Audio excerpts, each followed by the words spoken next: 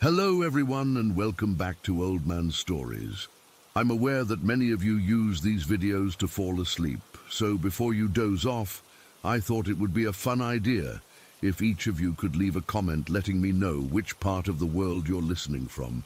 Also, give a like and subscribe to the channel if you're enjoying the episodes, okay?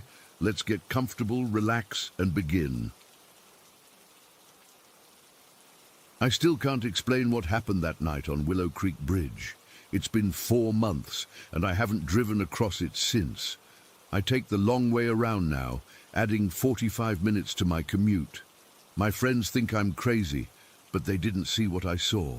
They didn't feel what I felt. It was the middle of January, one of those bitterly cold nights where the temperature drops well below freezing. I was driving home from a late shift at the hospital. I work as a radiologic technologist, and we were short-staffed, so I had to cover. By the time I clocked out, it was around 12:30 in the morning. I was exhausted, and all I wanted was to get home, shower off the hospital smell, and collapse into bed.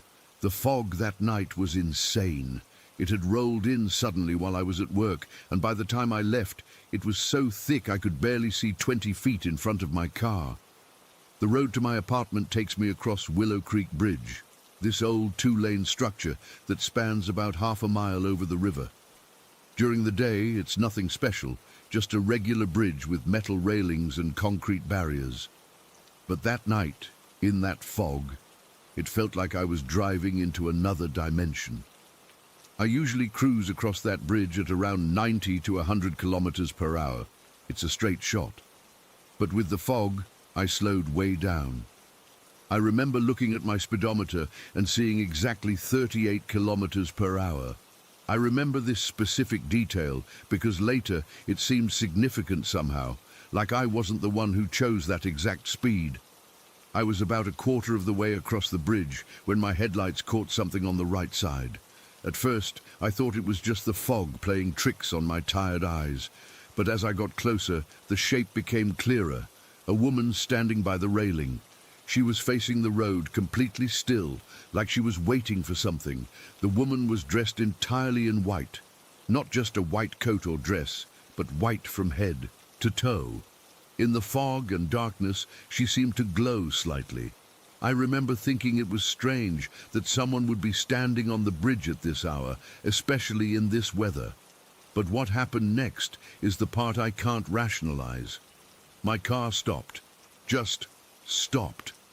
The engine was still running, but the car wouldn't move forward. I hadn't touched the brake. I checked to make sure my foot was still on the gas pedal. It was. I tried pressing harder, but nothing happened. The car just idled there, as if someone had put it in neutral, though the gear indicator still showed I was in drive. I felt this weird sensation spreading through my body, like a numbing cold that started in my chest and moved outward. My thoughts became foggy, similar to that disoriented feeling when you're half asleep but trying to make a decision. I wasn't scared yet, just confused. That's when I noticed she was holding something. The woman in white had something cradled in her arms. It took me a few seconds to realize it was a child. A small child, maybe 2 or 3 years old, bundled up against her chest. My first thought was concern. Why would someone have a child out in these conditions at this hour? Then, without any conscious decision to do so, I rolled down my window. The cold air rushed in, but I barely felt it. It was like I was watching myself from outside my body as I leaned toward the open window and called out to her, "Do you want to go somewhere?" I swear to you, that isn't something I would normally do. I've never picked up hitchhikers. I'm especially cautious as a person of color in rural areas. Being Indian American in a predominantly white community, I've learned to keep to myself, especially at night. So the fact that I was offering a ride to a strange woman on a deserted bridge in the middle of the night, it wasn't me. I mean, it was my voice, my words, but it wasn't my choice. The woman didn't speak. She just slowly turned her head toward me. Her face was pale, unnaturally pale, like she'd never seen sunlight. Her eyes were dark, but I couldn't make out their exact color. What struck me most was how expressionless she was. No surprise, no relief at seeing another person, nothing. She raised her right arm, the one that wasn't cradling the child, and pointed downward toward the river below the bridge. Her movement was smooth but unnatural, like watching a video in slow motion. Her finger extended toward the dark water below us, and her gaze followed, looking down at the river. I felt compelled to look where she was pointing, but something stopped me. Some tiny voice of self-preservation in the back of my mind was screaming at me not to follow her gaze down to the water. Instead, my eyes were drawn to the child in her arms. That's when everything changed. The child's face was bright red, not flushed from the cold, not sunburned, not a normal human color at all. It was the color of fresh blood, vibrant, unnatural and uniform across its entire face. Its eyes were open, completely black, staring directly at me. Its mouth was slightly open, but it wasn't breathing. I could see that much clearly. No vapor from its breath in the cold air. The sight of that blood-red face broke whatever trance had been holding me. Suddenly I remembered something my mother had told me when I was young. She was a deeply spiritual woman who had grown up in a small village in India, and she had all sorts of beliefs about supernatural entities. One of the things she always said was that if you encounter something unnatural, something that feels wrong, you should spit in its direction. The act of spitting was meant to break any spell or influence they might have over you. Without thinking, I did exactly that. I spat out my window toward the woman and the blood-red child. Then I slammed my foot on the accelerator, and this time the car responded. The tires screeched against the pavement as I sped away, my heart pounding so hard I could feel it in my throat. I didn't look back, not in my mirrors, not over my shoulder. Something deep inside told me that looking back would be dangerous, that I might see something following me, or worse, that the woman might be sitting in my back seat if I checked. I drove home going well over the speed limit, running 2 red lights because I was terrified to stop. When I finally reached my apartment building, I sat in my car for nearly 20 minutes, trying to calm down enough to make the dash from my parking spot to the building entrance. I kept checking my back seat, expecting to see that woman or that blood-red child. Once inside my apartment, I locked the door, checked all the windows, and even looked under my bed and in my closets. I know it sounds ridiculous, but I was genuinely terrified. I didn't sleep at all that night. I just sat on my couch with all the lights on, jumping at every sound. The next day, I called in sick to work. I couldn't bring myself to drive across that bridge again. I spent the day researching the history of Willow Creek Bridge, looking for any accidents or incidents that might explain what I'd seen. I found a news article from 15 years ago about a woman who had jumped from the bridge with her young son after her husband filed for divorce. Both had drowned. The article included a photo of the woman. She had been wearing a white coat the day she died. It was her favorite, according to her sister who was interviewed. The boy had been wearing a red sweater. That could explain what I saw, but it doesn't explain how my car stopped on its own. It doesn't explain why I felt compelled to speak to her, to offer her a ride. And it definitely doesn't explain the unnatural blood-red face of that child. I've tried talking to a few friends about it, but they all give me the same look, a mixture of concern and disbelief. One suggested I might have fallen asleep at the wheel and dreamed the whole thing. Another thought I might have been hallucinating from exhaustion. But I know what I saw. I know what I felt. The part that keeps me up at night isn't just the memory of that woman and her blood-red child. It's the question of what would have happened if I hadn't broken free from whatever influence she had over me. What if I hadn't remembered my mother's advice? Would I have followed her pointing finger, driven off the bridge into the river below? Or would something else have happened? Something possibly worse? I still don't know what was on that bridge with me that night. I don't know if it was a ghost, a demon, or something else entirely. All I know is that it was real, and it wanted something from me. Something I'm grateful I didn't give. I drive the long way home now. I've told my boss I have anxiety about crossing bridges, which isn't entirely untrue. The extra 45 minutes each way is a small price to pay. Because sometimes, when I'm driving at night and hit a patch of fog, I swear I can see a white figure in my peripheral vision, standing just off the road, holding something red in her arms. And each time, I drive a little faster, keeping my eyes fixed firmly on the road ahead, never looking back. Story 2. I still struggle to talk about what happened that night, even though it's been almost 7 months. My wife says I should write it down, that maybe it'll help me process everything, so here goes. We bought our house in Lexington about 3 years ago. It's not huge, just around 1,200 square feet, but it's got this charm that you only find in older homes. Built in the 1890s, so it's got history, creaky floorboards, slightly uneven door frames, all that character you'd expect. When we first moved in, we'd occasionally hear weird noises at night. Nothing major, just the usual old house sounds, creaks, pops, that sort of thing. My wife Laura and I would joke about ghosts, but it was all light-hearted. Oh, must be the ghost again. Whenever something unexplained happened. You know how it goes, but there was this one night about 2 years ago that really freaked me out. I was lying in bed, almost asleep, when I felt the mattress sink beside me, like someone had just lain down. I automatically assumed it was Laura, so I rolled over to say goodnight. Nobody was there. The indentation in the mattress was clearly visible, but I was alone. I called out for Laura, and she answered from downstairs. She'd been in the kitchen the whole time, getting a glass of water. I'll never forget that feeling, pure ice in my veins. I couldn't move for what felt like minutes. Eventually, I convinced myself it was just my imagination, or maybe the mattress shifting. We had a memory foam one at the time, so maybe it was just adjusting. I don't know. I never told Laura about it until much later because it seemed so ridiculous. Life went on normally after that. Our daughter Emma grew from a toddler to a kindergartner. I worked from home in my little office upstairs. Laura taught at the local elementary school, and we lived a perfectly ordinary life in our slightly quirky old house. Then came December 22nd of last year. It started as a normal Wednesday evening.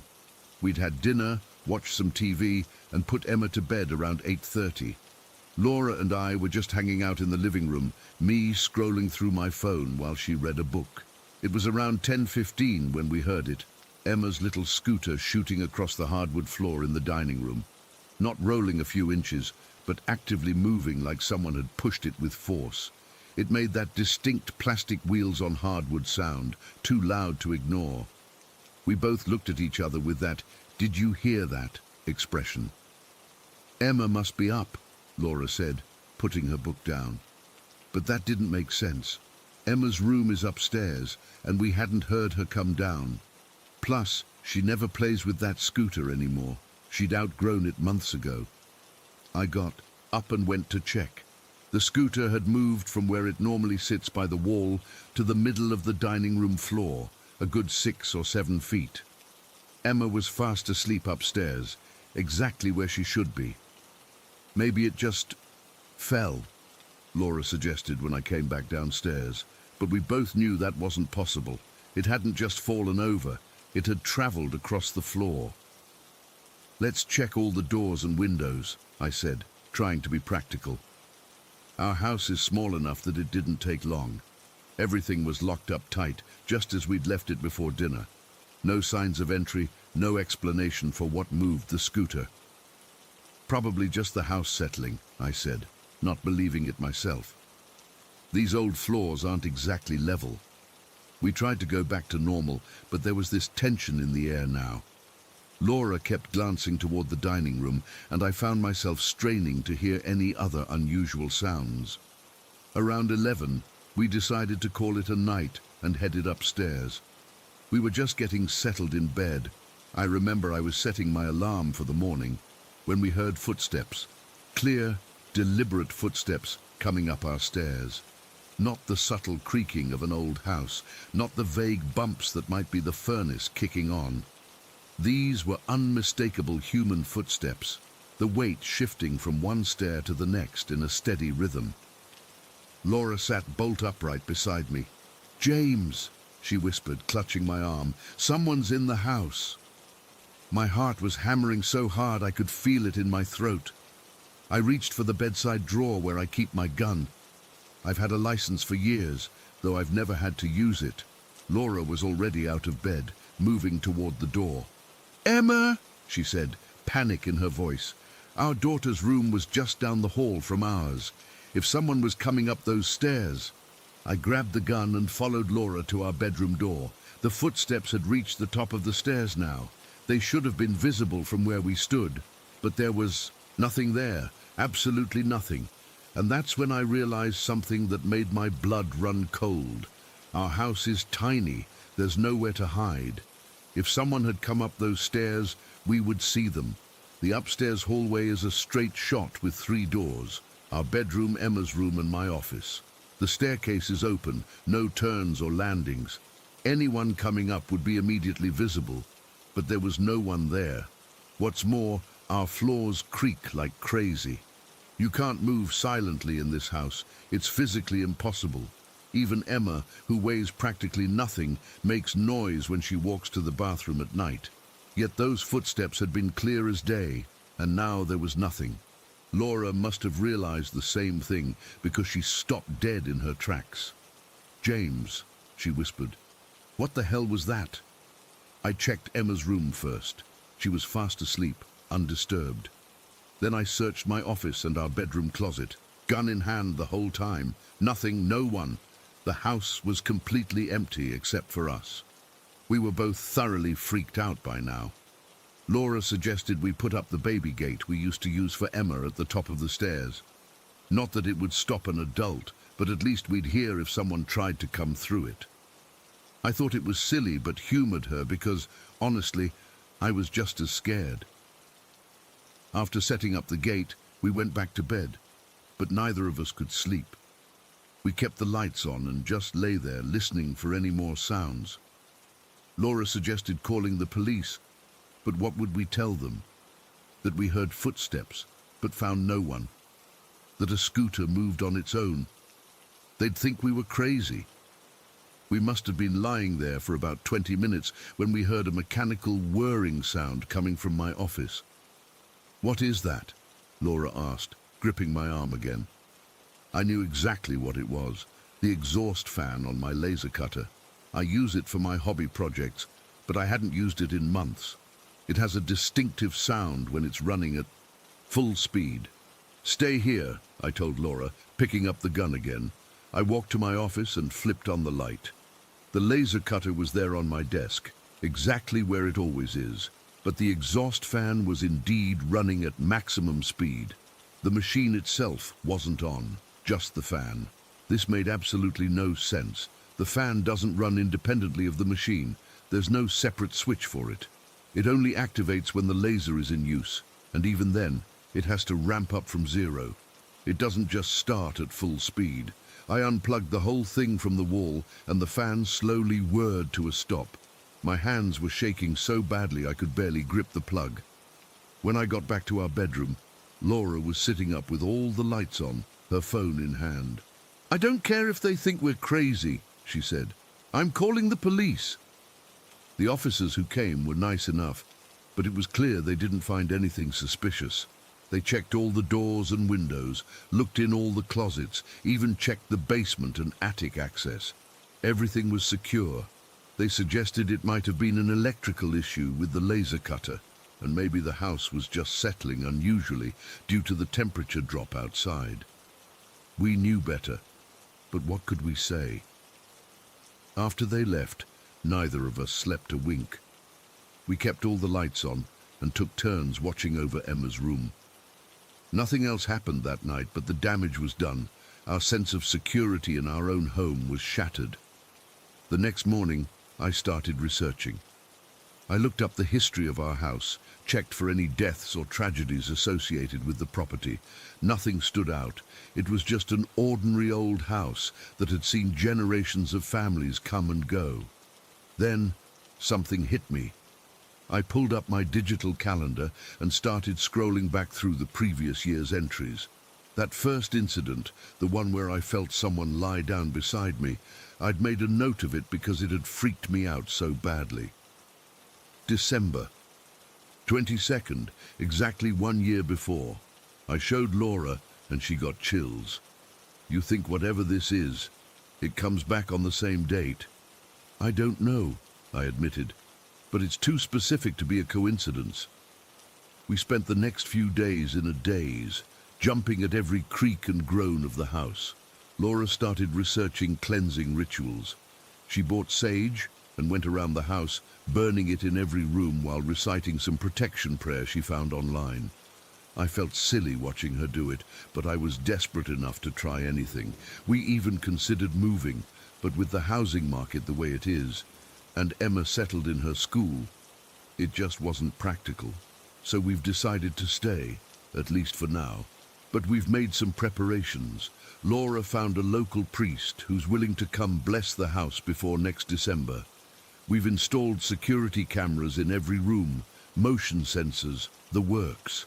If anything happens again, we'll have it documented. Sometimes I lie awake at night listening to the house and wondering what's waiting for us when December 22nd rolls around again. Is it building up strength? Will it be worse next time? Or is it just some weird energy pattern, some quirk of physics we don't understand?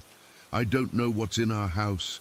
I don't know if it's dangerous or just trying to get our attention, but I know what I heard, what I felt, what we both experienced, and I know it'll be back. Just 5 more months until December 22nd.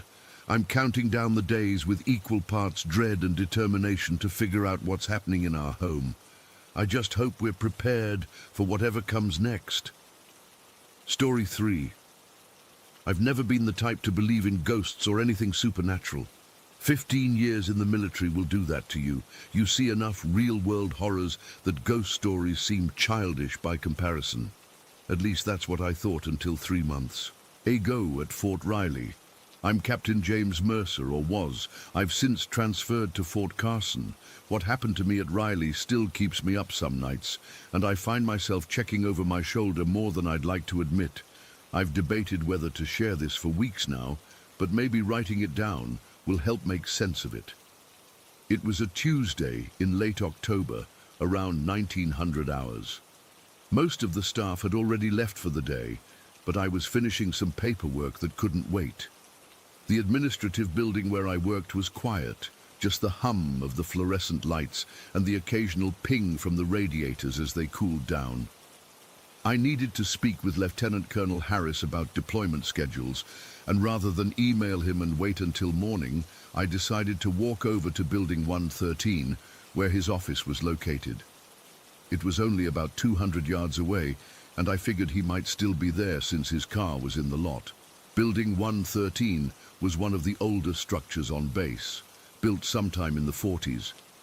It had that distinct military architecture, red brick, 2 stories, with narrow windows and a concrete foundation. Nothing remarkable about it really, except for how damn cold it always was inside, even in summer. When I entered, the front desk was empty. The motion sensor lights flickered on as I walked through the hallway, illuminating the standard government-issue decor, beige walls, tile floors that needed replacing years ago, and bulletin boards covered with outdated safety posters and command announcements. "Harris?" I called out, my voice echoing down the corridor. No answer. His office was on the 2nd floor, so I headed up the stairs. Each step creaked under my boots. For some reason, the sound made me uneasy, like I was disturbing something that preferred silence. When I reached Harris's office, the door was open, but he wasn't there. His computer was still on, screensaver bouncing around the monitor, and his coffee mug was half full on the desk. He'd obviously stepped out, but planned to return. I decided to wait a few minutes. I sat in one of the chairs facing his desk and checked my phone. That's when I first felt it. That sensation of being watched. You know that feeling. Like someone's eyes are boring into the back of your head. It was intense enough that I actually turned around to check the doorway. Nothing there. I chalked it up to being alone in a quiet building.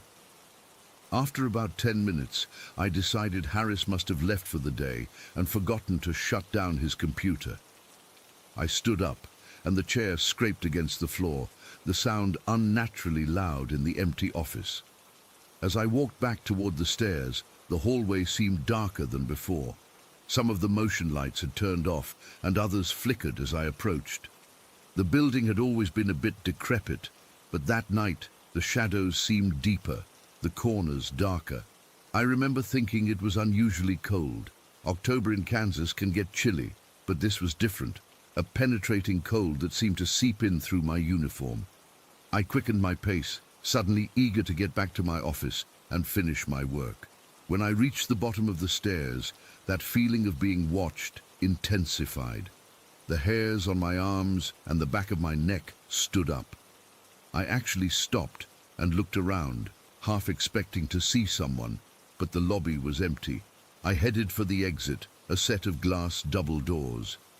As I approached, I could see my reflection clearly in the glass.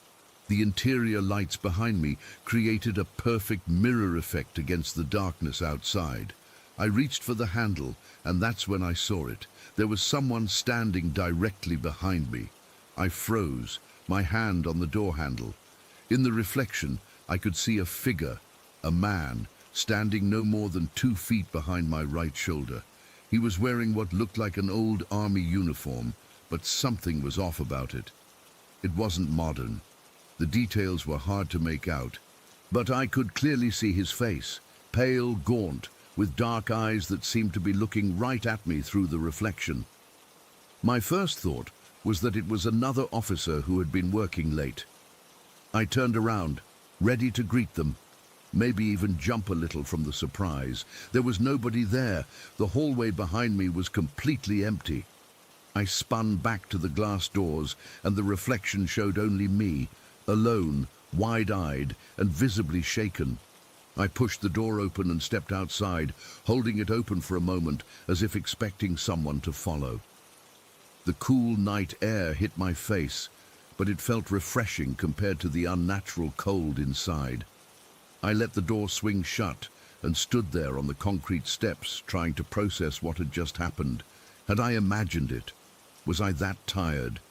I'm not prone to hallucinations. I don't do drugs, and I'd only had 1 cup of coffee that entire day. I walked back to my building in a daze, constantly glancing over my shoulder. The base was quiet, just a few cars driving past and the distant sound of a helicopter. Everything was normal outside, which made what happened inside feel even more wrong. When I got back to my office, I sat at my desk for nearly 20 minutes without moving, just staring at my computer screen. I couldn't focus on work anymore. That face in the reflection, it had been so distinct, so real. The next morning, I saw Harris in the mess hall. I sat down across from him with my tray and tried to sound casual. "Were you in your office last night? I stopped by around 7. He shook his head. "No, had to take my kid to soccer practice. Left around 1700. Why?" I hesitated, then decided to tell him what happened. As I spoke, I watched his expression change from mild interest to something more serious. When I finished, he leaned forward and lowered his voice. "You're not the first, Mercer." "What do you mean?" "Building 113 has a history. Most people don't talk about it because, well, this is the army, and nobody wants to sound like they're losing their shit." He told me that during World War II, part of that building had served as a temporary morgue. Bodies of soldiers would be processed there before being sent home to their families. According to Harris, at least 3 other officers had reported strange experiences there in the past year alone. Footsteps when no one was around, doors closing on their own, and yes, seeing reflections of people who weren't there. "Why the hell hasn't anyone said anything?" I asked. Harris shrugged. "Would you? In this environment? The minute you start talking about seeing ghosts, people start questioning your mental fitness for duty. He had a point. Over the next few days, I couldn't stop thinking about what I'd seen. I tried to rationalize it. Maybe it was a trick of the light. Maybe my mind was filling in patterns from furniture or equipment behind me. But none of those explanations fit. What I saw was a person, clear as day, standing right behind me. I found myself avoiding Building 113 during the day, and at night, I made sure I was never alone on that side of the base. But the experience haunted me. I began researching the history of Fort Riley, specifically that building. It wasn't easy to find information. The Army doesn't exactly advertise the morbid history of its facilities, but I pieced together enough. Building 113 had indeed served as a temporary morgue during W2. Later, during a renovation in the 60s, workers had discovered a sealed room in the basement containing personal effects that had never been returned to families. Watches, letters, photos. The official record called it an administrative oversight, but it felt more significant than that. A week after my experience, I ran into Specialist Rodriguez, who worked in Building 113 as an administrative clerk. We were both at the PX, and I decided to casually ask if she'd ever experienced anything unusual there. She looked around to make sure no one was listening, then nodded. All the time, sir, especially after hours.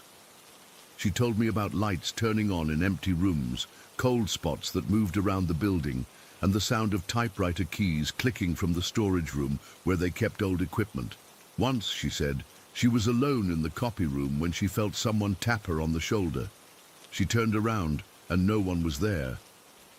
"We all know about it, sir," she said. "We just don't talk about it much."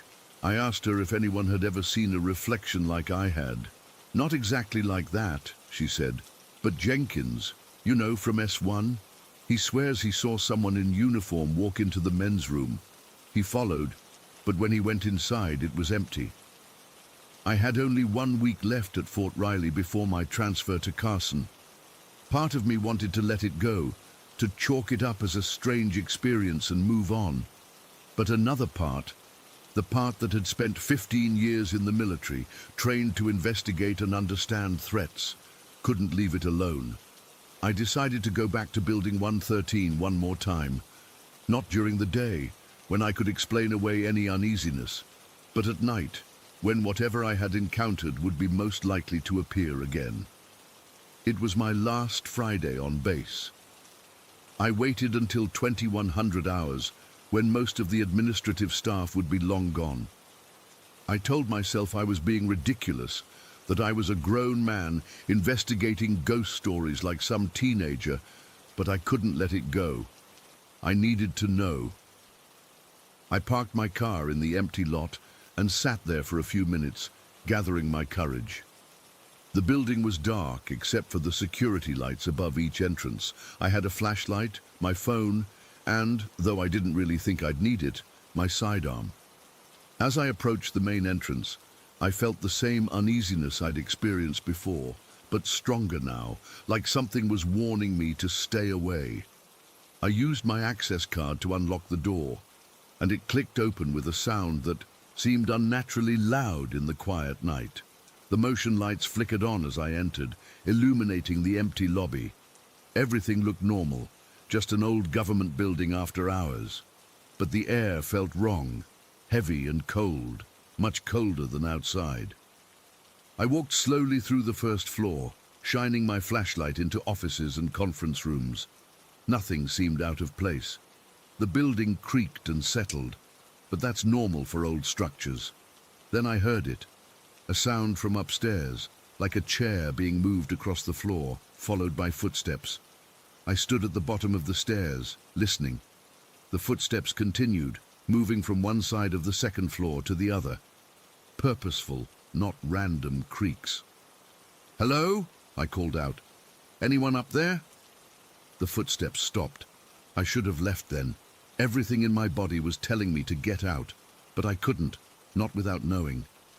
I began to climb the stairs, each step creaking under my weight.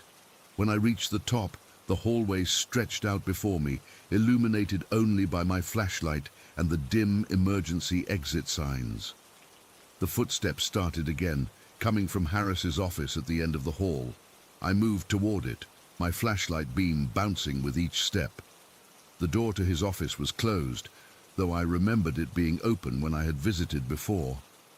As I got closer, I could see light spilling out from underneath the door, not electric light, but something softer, like candles or an old lamp. I reached for the handle, and that's when the temperature plummeted. My breath came out in a white cloud, and the cold was so intense it burned my lungs. I pushed the door open. The office was empty and dark. No light source, no candles, nothing that could have caused the glow I'd seen. But it was freezing cold, much colder than the rest of the building. I swept my flashlight around the room. Everything was as it should be: desk, chairs, computer, filing cabinets. But then my light caught something on Harris's desk that hadn't been there before, an old, faded photograph. I approached slowly and picked it up. It was a black and white photo of soldiers standing in formation outside what was clearly Building 113, though it looked newer in the picture. The date stamped on the back read June 1944. As I studied the photo, I felt that sensation again, the feeling of being watched. I turned around slowly, pointing my flashlight at the doorway. There was nothing there, but as I turned back to the desk, I caught a glimpse of movement in the window. In the reflection, I could see them, not just one figure this time, but several, all in Wobby-Wood-era uniforms, standing silently behind me, watching. I dropped the photo and spun around. The office was empty, but the air felt charged, like the moment before a lightning strike. That's when the door slammed shut on its own. I lunged for the handle, yanking it open, and ran. I didn't stop to look back, didn't pause when I heard what sounded like multiple sets of footsteps behind me. I took the stairs two at a time, nearly falling in my haste. When I reached the glass doors at the entrance, I caught one final glimpse in the reflection. The soldiers were still following, their faces grim and purposeful. I burst outside and ran to my car. I sat there, engine running, staring at the building for almost 30 minutes.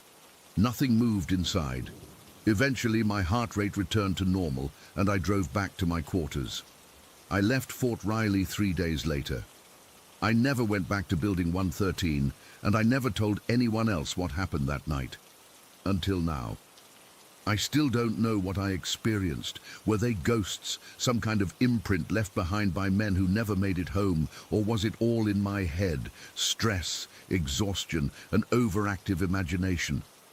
All I know is what I saw in that reflection was real, and sometimes, when I catch a glimpse of myself in a window or mirror, I still find myself checking to see if there's someone standing behind me. And beat to scene story 4. See, I've never been the type to believe in ghosts. Sure, I've watched those paranormal investigation shows and jumped at the occasional scare in horror movies, but I always chalked it up to overactive imaginations or people wanting attention. That changed 3 months ago. Now I'm the one sitting here at 3 in the morning, typing this with shaking hands while keeping one eye on my bedroom door. It started with just a feeling. You know that sensation when you think someone's watching you? That prickle on the back of your neck? That's how it began. Subtle enough that I questioned my own sanity before I ever questioned whether something was actually there. My husband Mark and I moved into this house last year. It's nothing special, a typical 3-bedroom semi-detached in a quiet neighborhood.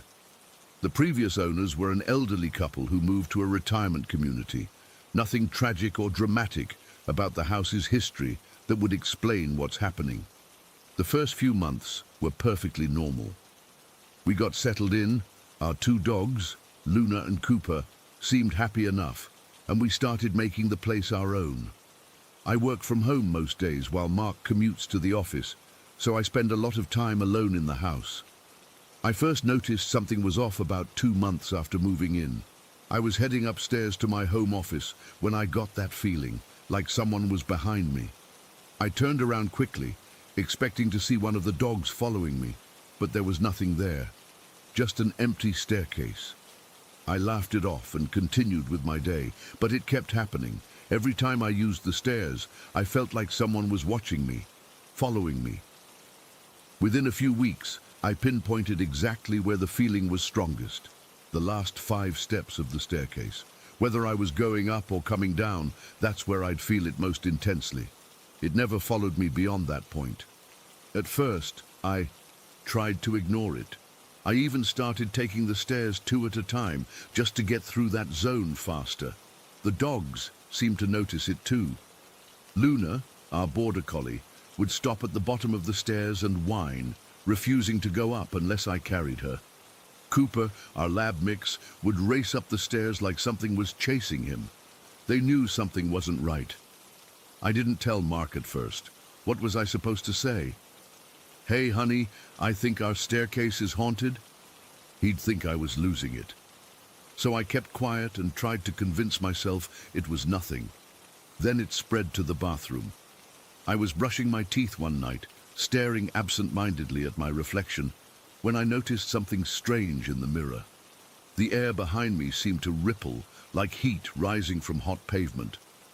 I spun around, heart pounding, but there was nothing there.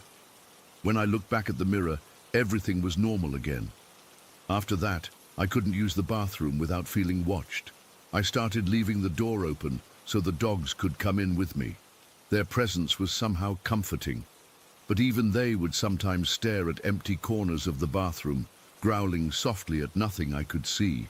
By this point, about 6 weeks ago, I finally told Mark. He was skeptical, of course, but supportive. He suggested it might be stress from my work deadlines, or that maybe the house was settling in ways that triggered my subconscious. I wanted to believe him, but deep down, I knew it was something more. The presence, that's what I started calling it, seemed to react to Mark. When he was home, it was less intense, like it was hiding or retreating.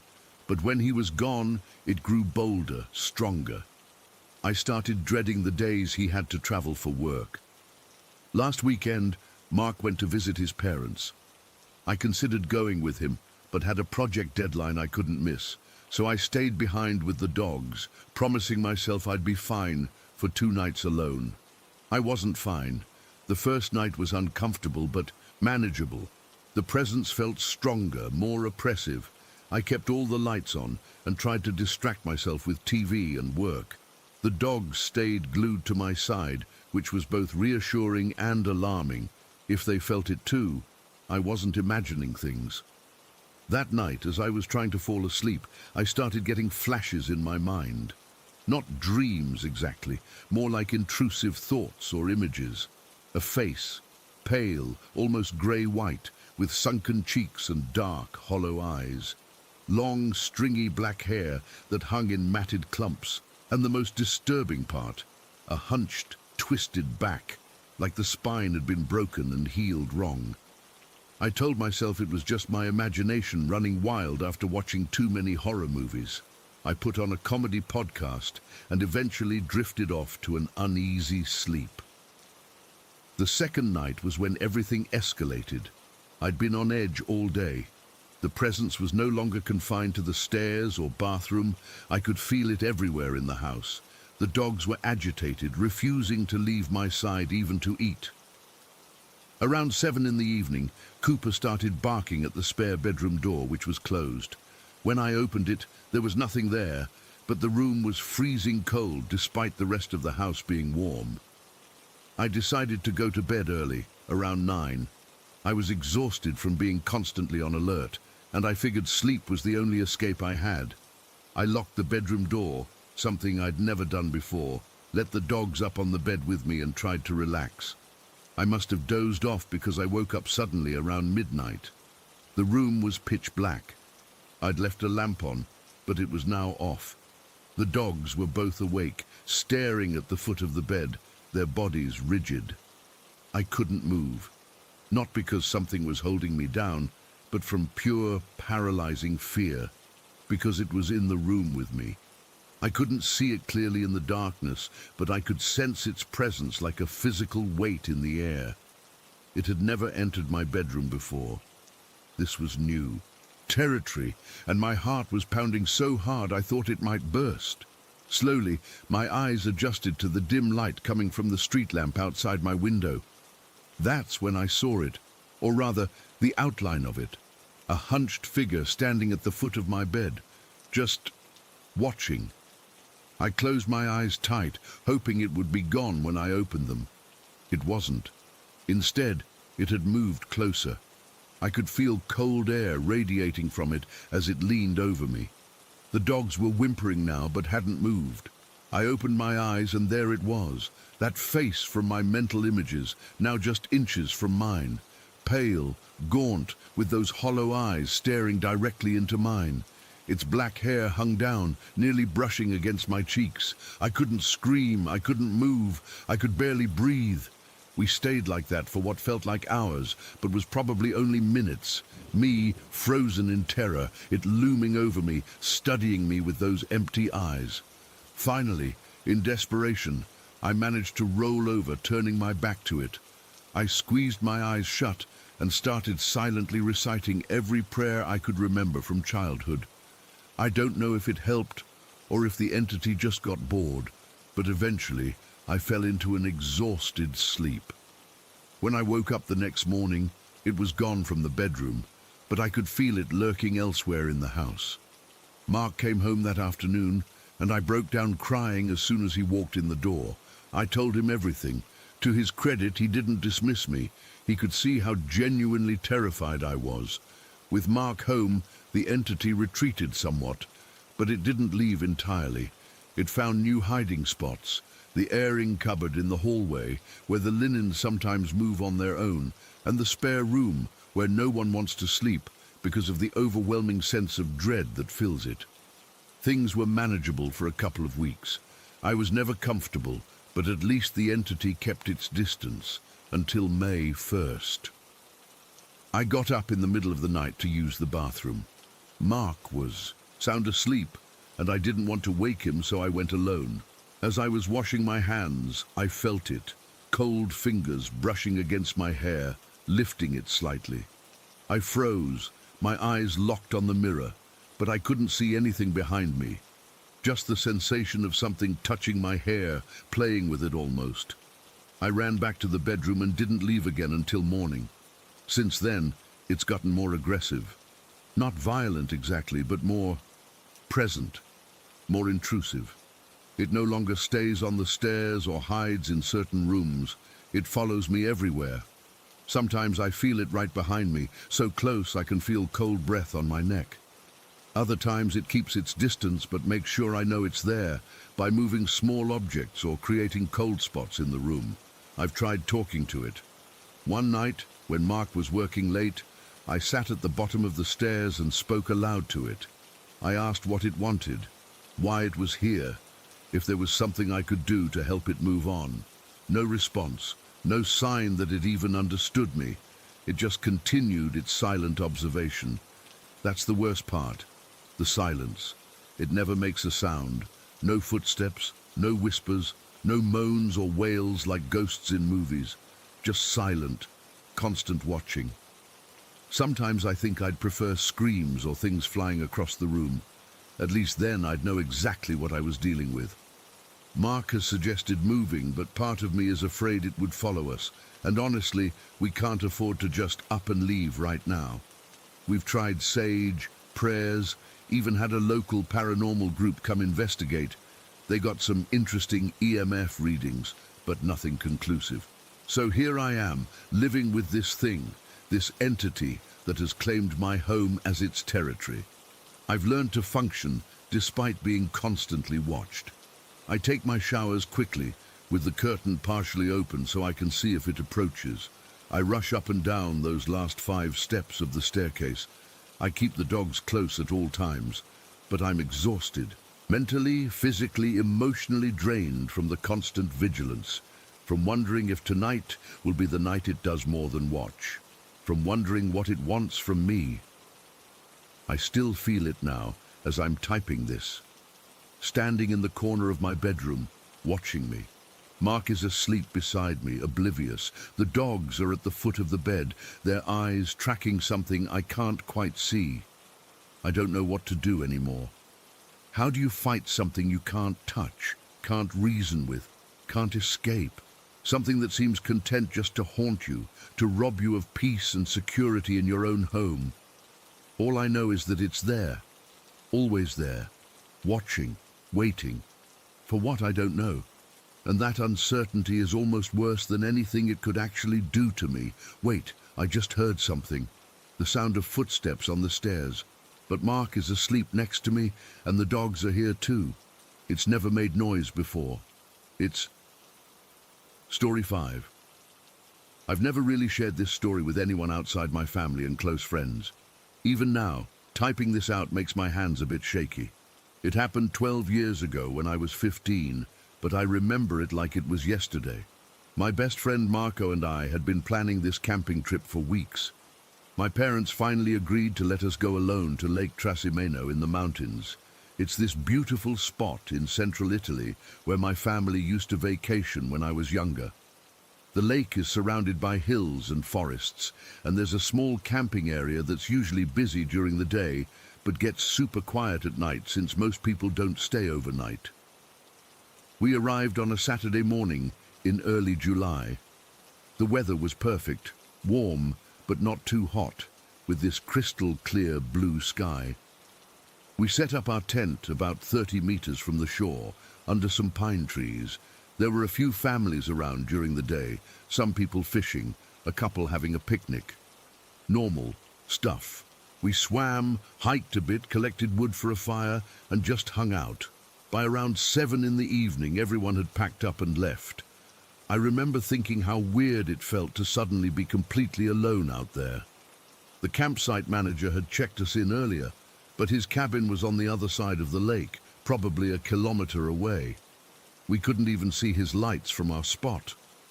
Marco spent most of the evening texting this girl from our school he was obsessed with.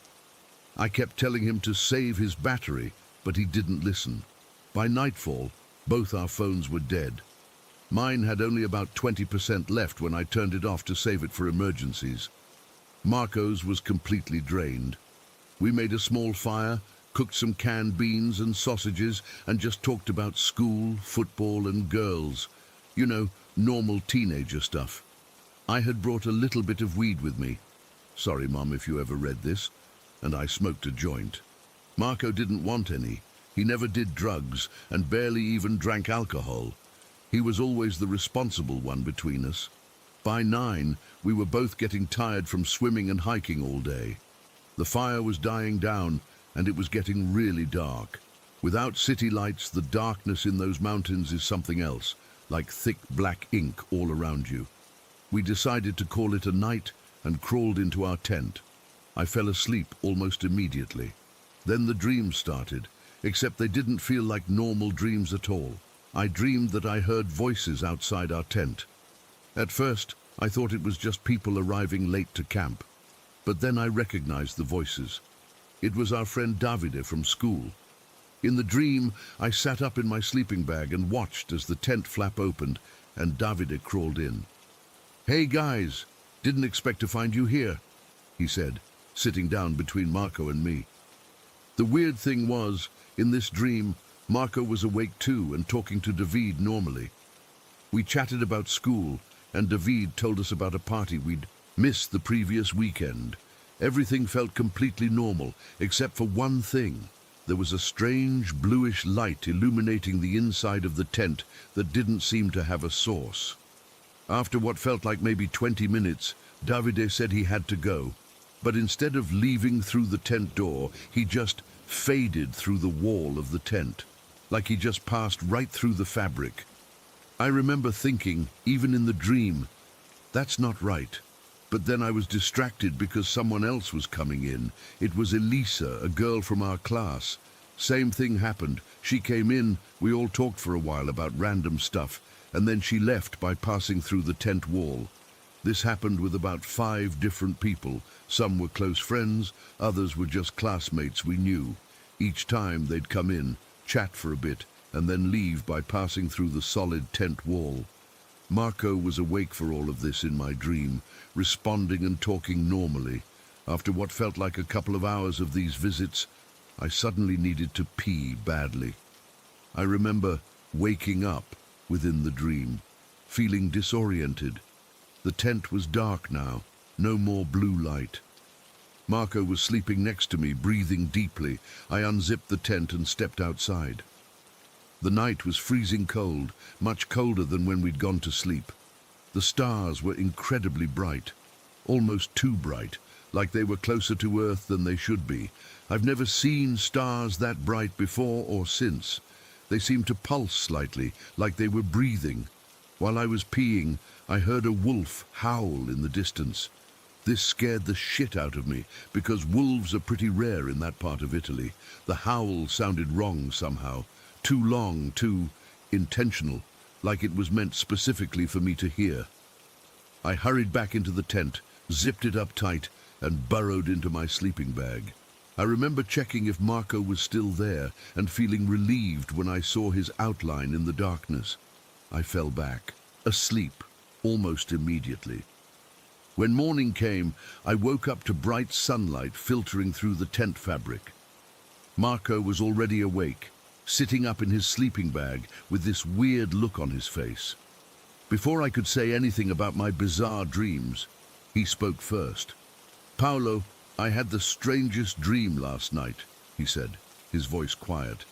"I dreamed that people from school came to visit us in the tent." My blood went cold. I sat up straight. "What people?" I asked, trying to keep my voice casual. "Davide was first," Marco said, looking confused. "Then Elisa, then Stefano, then the twins Michelle and Roberto, and finally Francesca." My mouth went dry. That was exactly the order of visitors in my dream, exactly the same people. "What did they talk about?" I asked. Marco shrugged. "Just normal stuff. Davide talked about Antonio's party last weekend. Elisa mentioned her new dog. The twins were talking about that math test we have next week." These were exactly the conversations I remembered from my dream, detail for detail. "Did you notice anything strange about them?" I asked carefully. Marco hesitated. "Yeah, actually. They didn't leave through the door, they just kind of went through the walls of the tent. And there was this weird blue light." I didn't know what to say. I hadn't smoked that much weed, definitely not enough to cause such vivid hallucinations. And even if I had, how could Marco have experienced exactly the same dream? "Did you go outside to pee at any point?" I asked. Marco looked surprised. "No, I slept through the night." "Did you?"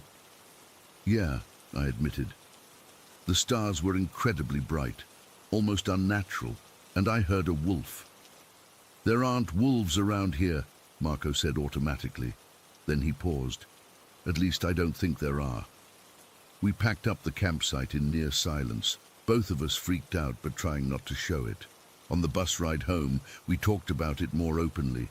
Marco swore he hadn't taken anything, no drugs, not even a beer. He was as confused as I was. We tried to rationalize it. Maybe I had actually gotten up in the night and talked about the dreams aloud, and Marco had incorporated my sleep talking into his own dreams. But that didn't explain how I knew exactly what Marco had dreamed before he told me. Maybe we both heard some real people outside our tent and constructed similar dreams around the noise. But there was nobody else there, and it doesn't explain the identical sequence of visitors. Years passed, and occasionally we'd bring it up when we got together. "Remember that weird night at Lake Trasimeno?" one of us would say, and the other would nod. We'd compare our memories again, and they never changed or drifted apart. 12 years later, we still remember the same visitors, the same conversations, the same blue light, the same impossible exits through solid tent walls. I've had a few other strange experiences in my life. Once I clearly saw my grandmother sitting in her favorite chair 2 days after she died. Another time I heard someone call my name in an empty house. But those experiences were just me alone, and I could dismiss them as tricks of the mind. This was different. Whatever happened that night at the lake was experienced by 2 people simultaneously. Marco, who never touched drugs and was always skeptical of anything paranormal, shared exactly the same vision I did. We both remember it perfectly, more than a decade later. I don't know what visited us that night. I don't know if they were aliens, ghosts, or some kind of shared hallucination caused by something in the lake water or the mountain air. I just know that something impossible happened, something I still can't explain. Sometimes I wonder if those entities, whatever they were, visit people in other remote places, if they take forms that feel familiar and non-threatening, if they're watching us even now. And sometimes when I'm camping or even just sleeping in an unfamiliar place, I find myself waking up in the middle of the night, half expecting to see that soft blue light and visitors who shouldn't be there, visitors who can pass through walls and who might not be who they appear to be at all. Story 6. I've never really shared this with anyone outside my close friends, but I feel like I need to get this out there. Maybe someone else has experienced something similar and can help me make sense of it all. For as long as I can remember, I've had this weird feeling that I wouldn't make it to 40. Not in a depressed or suicidal way, just this strange certainty that settled into my bones when I was young. I remember telling my mum about it when I was maybe 8 or 9, and she just hugged me and told me not to be silly. But the feeling never went away. As I got older, I became more specific about it with my friends. We'd be having a few wines, talking about the future, and I'd casually mention, well, I probably won't have to worry about retirement anyway. They'd always ask why, and I'd tell them about my weird premonition. I specifically remember a girls' night about 5 years ago when my friend Lisa asked me how I thought it would happen. I remember laughing it off and saying, I don't know, something ridiculous and random, like an air conditioner falling on me or something. We all had a good laugh about it and moved on. Last December, everything in my life changed. Mum had been battling COPD for years, and I'd moved back to help care for her. It was exhausting but worth it. She was my best friend, not just my mother. We'd always been close, and there was no way I was letting her deal with this alone. A week before Christmas, I caught this nasty chest infection. Felt like someone was sitting on my chest. I was hacking up gross stuff, had a fever, the works, but I couldn't take time off from caring for Mum, so I just pushed through it, wearing a mask around her and washing my hands, constantly. It wasn't enough. 3 days before Christmas, Mum started coughing worse than usual. By Christmas Eve, she was struggling to breathe, and I had to call an ambulance. I felt so bloody guilty. I knew I'd given her my infection, and with her lungs already compromised from the COPD, it hit her like a truck. I spent Christmas in the hospital chair next to her bed. The doctors were doing everything they could, but I could see in their eyes that it wasn't looking good. Mum was a fighter, though. She held on through the next few days, even though the infection had turned into pneumonia. On New Year's Eve, I was dozing in the chair next to her bed when the monitors started beeping. The nurses rushed in, and everything became a blur of activity. I remember standing in the corner, feeling helpless, watching them work on her. At exactly 2:42 in the morning on the 31st of December, the doctor looked at the clock, then at me and shook his head. Just like that, she was gone. The next few months were a fog. I arranged the funeral, sorted through her things, dealt with all the paperwork that comes with death. Friends checked in, but eventually they went back to their lives while I was still stuck in that hospital room, reliving those final moments. By August, I'd started to function again. Not heal. I don't think that hole will ever fully close, but function. I was back at work, trying to establish some kind of routine. My house still had most of Mum's things. I couldn't bring myself to get rid of them yet. It was a Saturday, the 8th of August. The weather was unusually warm for winter in Sydney, hitting about 23 degrees, so I decided to have a barbecue.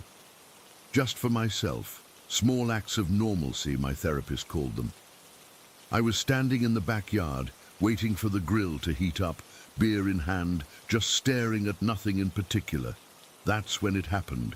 I heard Mum's voice, clear as day, shouting, "Fucking move." It wasn't. In my head. It was her voice, that distinctive raspy quality from years of smoking before the COPD diagnosis, the slight accent from her childhood in rural Australia. I'd know that voice anywhere. I didn't even think. I just reacted, taking half a step to the right. The crash was deafening.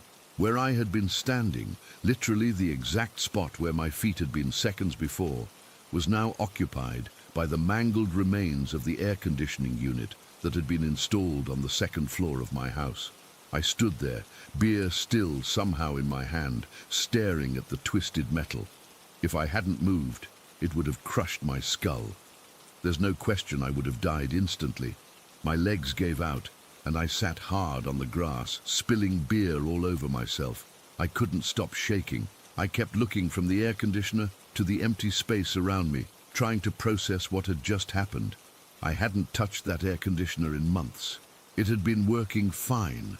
There was no obvious reason for it to just detach from the wall and fall. I later found out that the brackets had corroded, and the unusually warm day had caused the unit to work harder than normal, which was just enough to break the weakened metal. But that wasn't what kept me up at night. It was Mum's voice. I called Lisa that night, still shaking, and told her what happened. There was a long silence on the phone before she said, "Emma, do you remember that night at my place, maybe 5 years ago, when you were talking about your premonition?" I didn't connect it at first. Then she reminded me, "You specifically said you thought you'd die from an air conditioner falling on you or something like that." The cold that washed over me in that moment, I can't even describe it. Goosebumps covered my entire body. My throat closed up so tight I couldn't speak for a full minute. I'd completely forgotten about that conversation. But Lisa remembered it clearly because she said it was such a weirdly specific way to that it had stuck with her. And now here I was, having nearly died in exactly that way, except I didn't die. Because my mother, my dead mother, had warned me. I've gone over it 1,000 times in my head. Could I have imagined her voice? Was it just some kind of survival instinct that made me move? But I know what I heard. It was her voice, using language she would use. Mum never minced words when it was important. And it came from outside of me. The timing is what gets me too.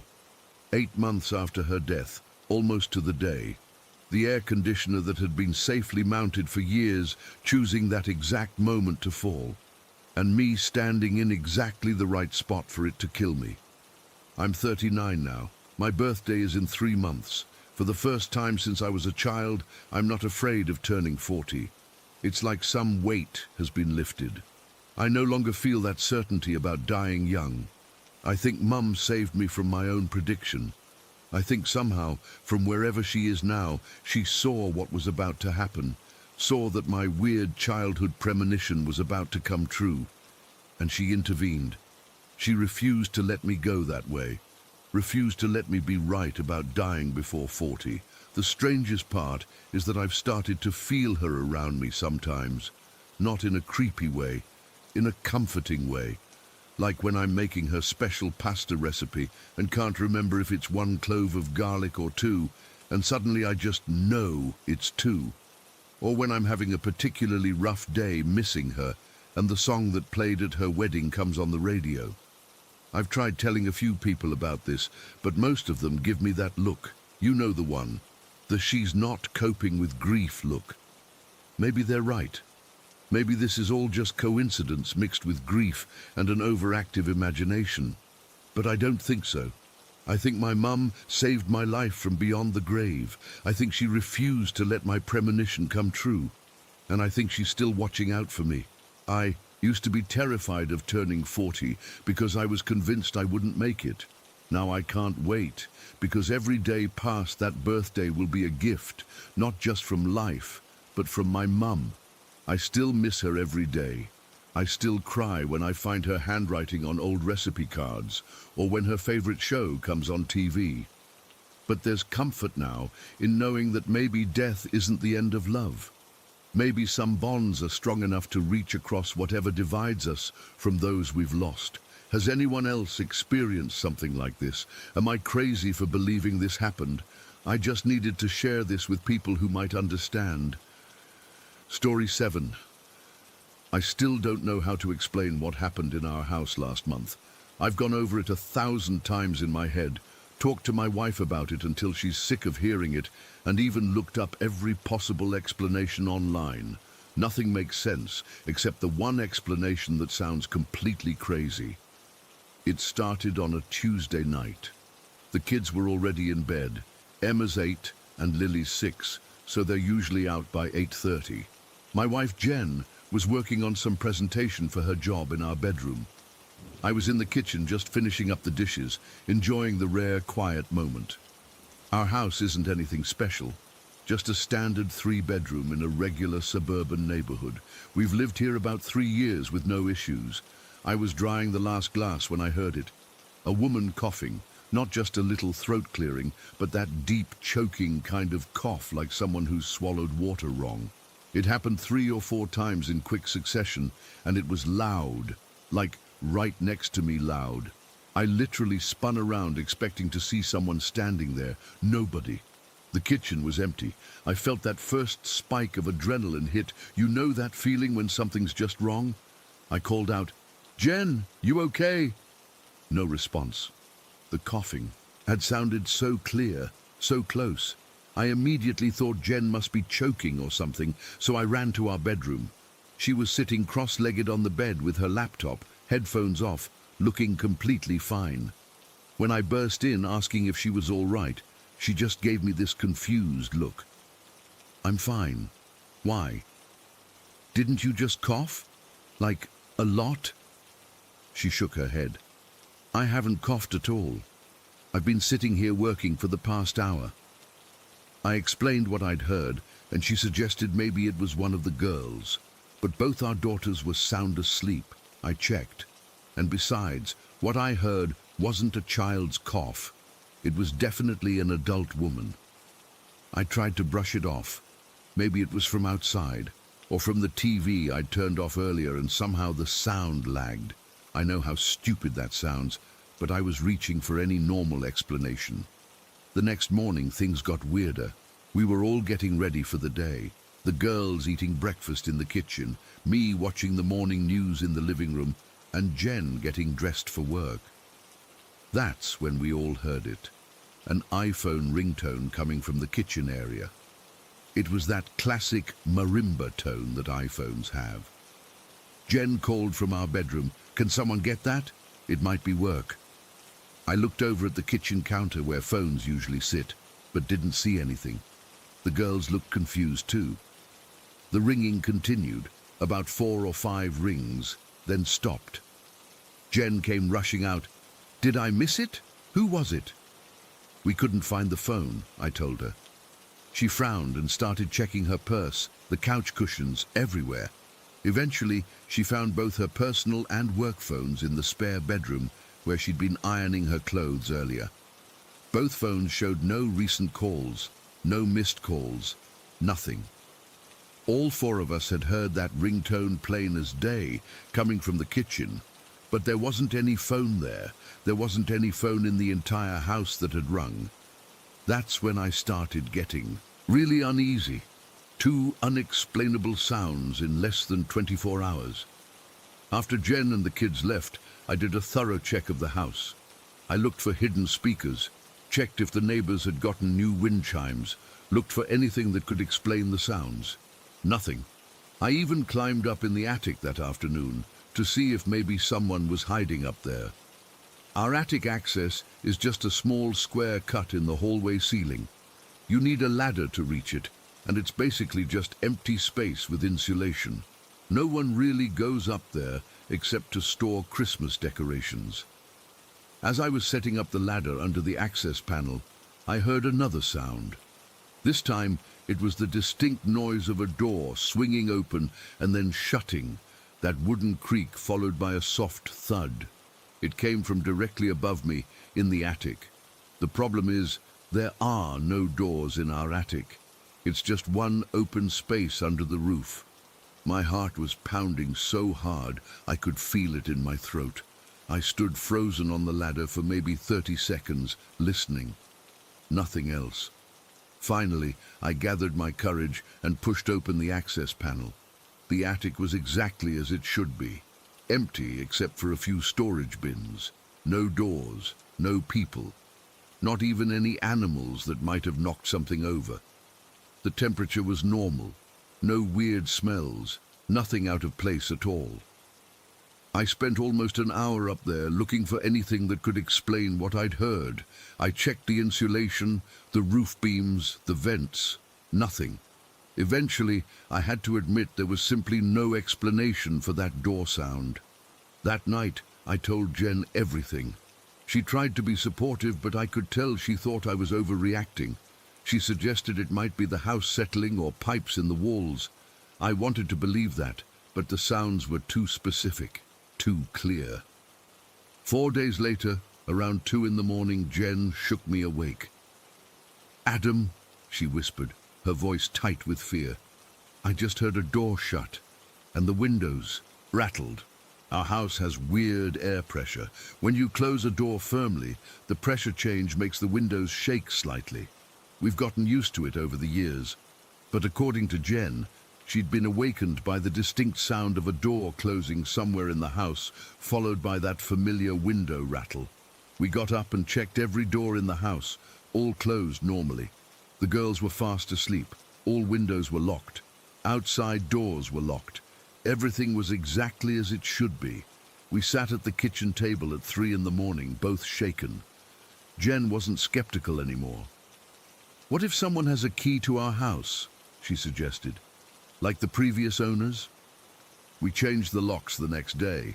It didn't help. Over the next 2 weeks, the incidents increased. We'd hear footsteps on the second floor when everyone was downstairs.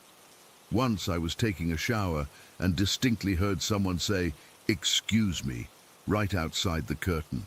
A man's voice I didn't recognize. I yanked the curtain open to find the bathroom completely empty. The girls started hearing things too. Emma said she heard someone humming in her closet. Lily complained about the lady who walks around at night. When we asked what lady, she just shrugged and said, "The one who doesn't see us." We brought in an electrician to check for faulty wiring, thinking maybe we were hearing radio signals or something. He found nothing wrong.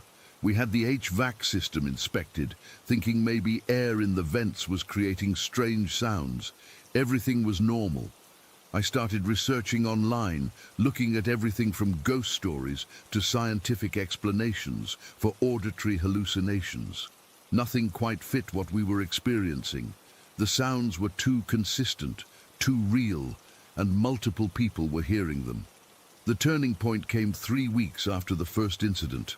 I was home alone, working from my laptop at the dining table. I heard the unmistakable sound of our kitchen faucet turning on. Full blast, water hitting the sink basin. I looked up. The kitchen was about 15 feet away, with a clear line of sight. The faucet wasn't running. Nothing was there. But the sound continued for about 10 seconds, then stopped as suddenly as it had started. In that moment, something clicked in my brain. These weren't random sounds. They were everyday sounds. The exact same sounds our family would make going about our normal lives. Coughing, phone ringing, door closing, water running. That's when the wild theory hit me. What if there was another family, living in the same space as us, but in some parallel dimension? What if our house existed in 2 places at once, with some kind of thin spot? A portal between the dimensions. It sounds absolutely insane typing it out like this, but the more I thought about it, the more it made sense. The sounds were all the kinds of things you'd hear in a normal household. Nothing dramatic or supernatural, just ordinary life happening in the same space as ours, but somehow separate. I started tracking the occurrences on my phone. They mostly happened in certain areas of the house, the kitchen, the hallway near the attic access, and occasionally our bedroom.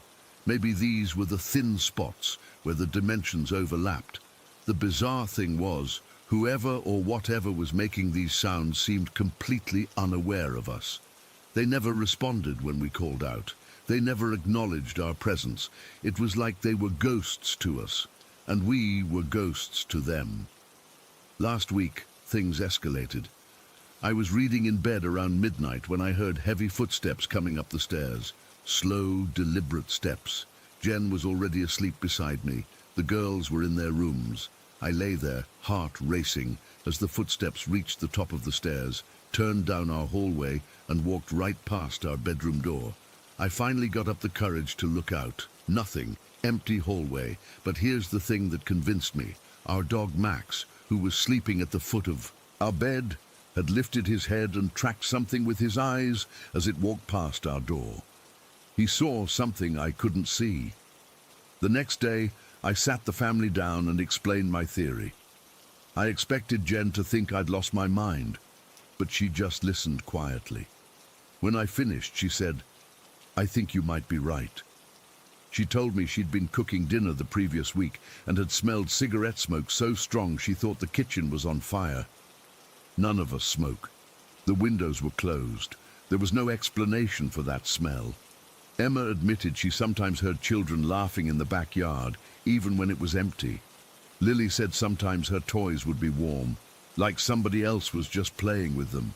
We've tried to document what's happening. I've set up sound recorders in different rooms, but they never catch anything unusual, just our own voices and movements. Whatever we're hearing doesn't register on electronic devices. Last night was the final straw. I woke up around 3 a.m., feeling like someone was watching me.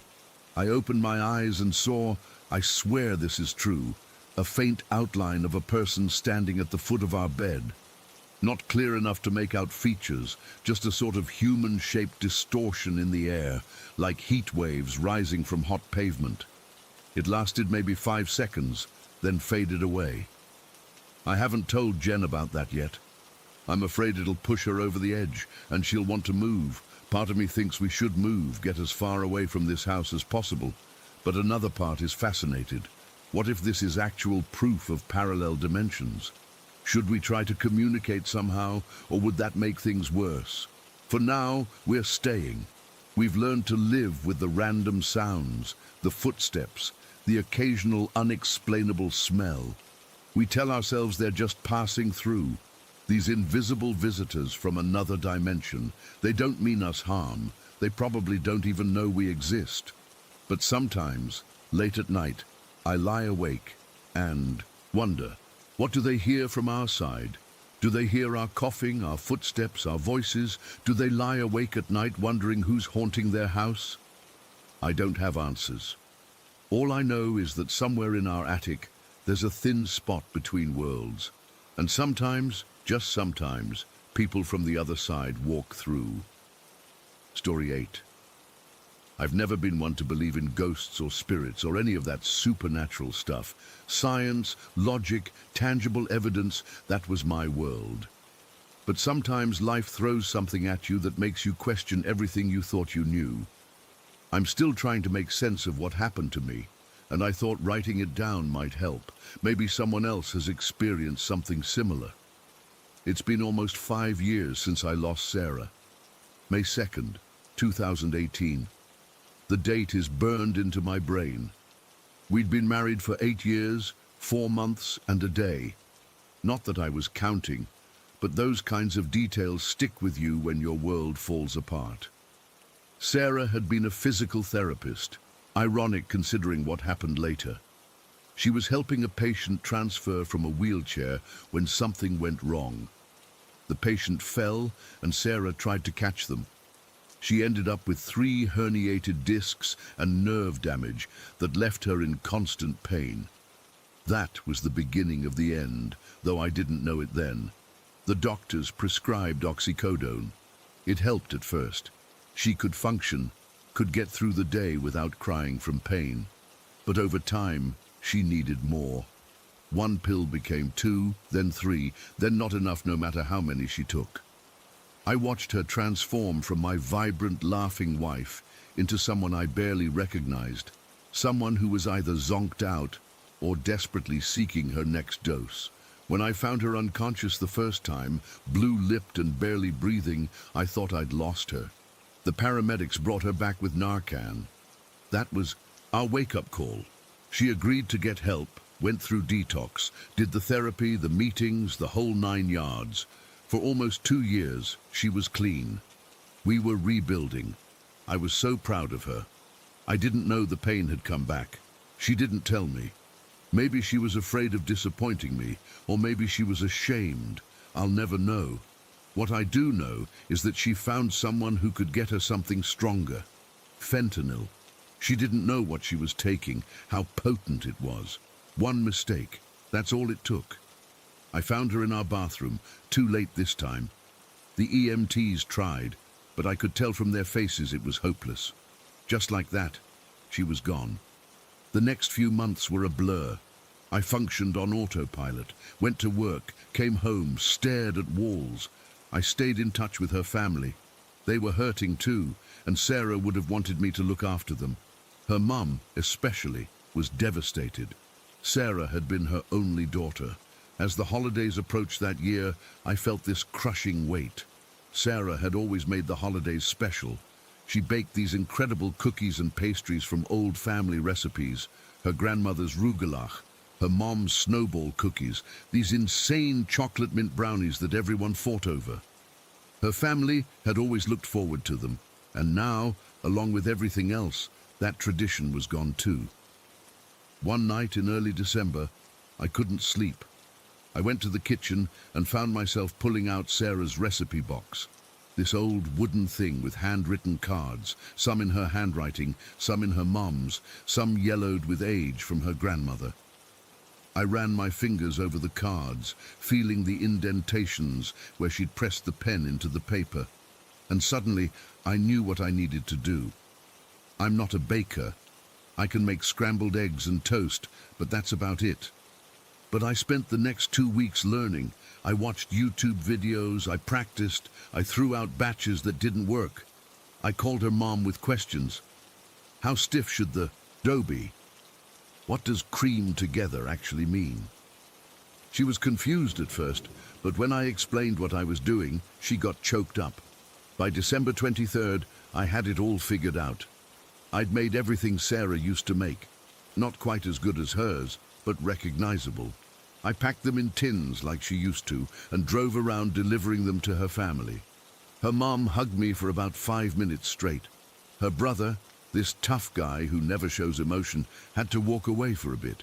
Even her crusty old uncle got misty-eyed. I got home late that night, emotionally drained but feeling better than I had in months. The kitchen was a disaster. Flour everywhere, dishes piled in the sink, cooling racks taking up every inch of counter space. I put on some music, Sarah's favorite playlist, and started cleaning up. I was at the sink, scrubbing a particularly stubborn mixing bowl, when it happened. I felt a hand on my lower back. Not a tap, not a brush, a hand. 5 distinct fingers pressing gently but firmly right above my waistband. The kind of touch Sarah used to give me when she'd walk past while I was doing dishes. I froze. I wasn't imagining it. It wasn't the cat. We don't have one. It wasn't my shirt moving against my skin. It was a hand.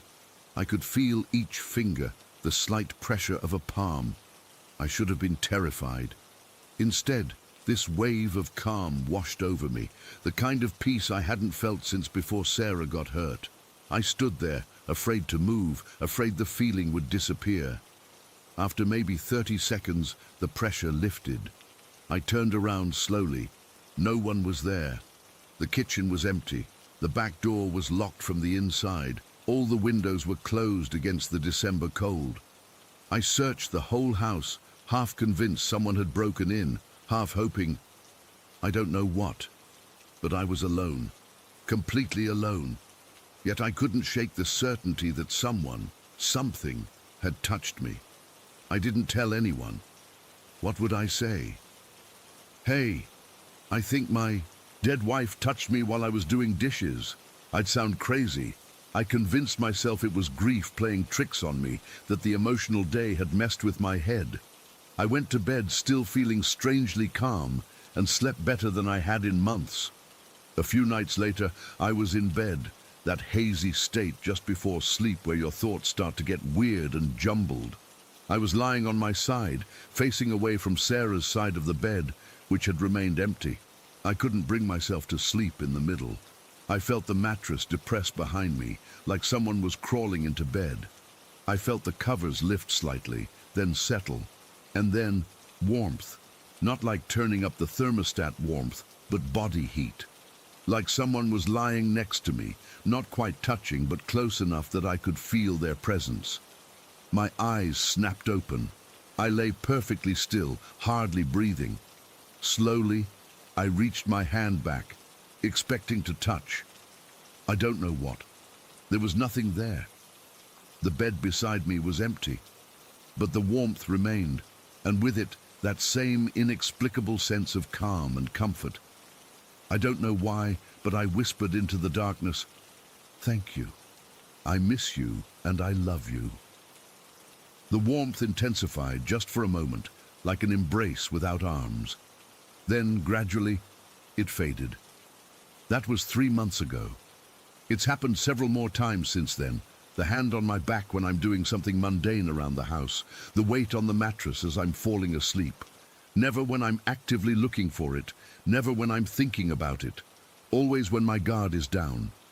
I don't tell people about this. My friends already worry about me, and I don't need them thinking I've lost my mind on top of losing my wife. But I know what I felt. It wasn't imagination or wishful thinking. It was real. I used to be the guy who rolled his eyes at ghost stories. I needed proof for everything, explanations that fit into my understanding of the world. Now, I don't know what to believe anymore. What I do know is that in those moments when I feel her, and I'm certain it's her, I'm not scared. I'm comforted, like she's letting me know she's okay, and that I will be too. Is this what it feels like to be haunted? Because if it is, I hope it never stops. I keep expecting it to fade away as time passes, but it hasn't.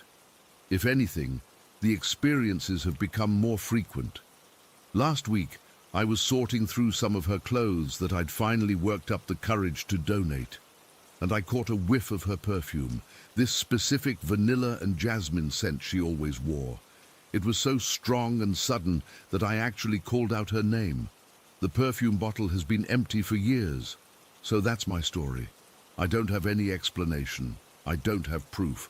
All I have is what I've experienced and the complete certainty that something is happening that I can't explain with science or logic. Whatever it is, it's brought me more peace than all the grief counseling and support groups combined. I guess sometimes you have to experience something to believe it. I certainly did. Story 9. I guess I need to start by saying that my childhood wasn't exactly what you'd call normal. I grew up in this old 3-story house with my mum, who had serious alcohol problems. When she drank, which was most of the time, she'd get mean, really mean. I spent most of my teenage years trying to become invisible in my own home, staying in my room with the door locked whenever possible. The house itself always felt off. Even before all the weird stuff started happening, like it had this heavy feeling that would press down on you when you walked through the door. I can't explain it better than that. Just this sense that something wasn't right. I was already dealing with depression by the time I was 15. The doctors eventually diagnosed me with anxiety, PTSD, and borderline personality disorder too. So yeah, I was a mess. But what happened that night wasn't just in my head. It couldn't have been.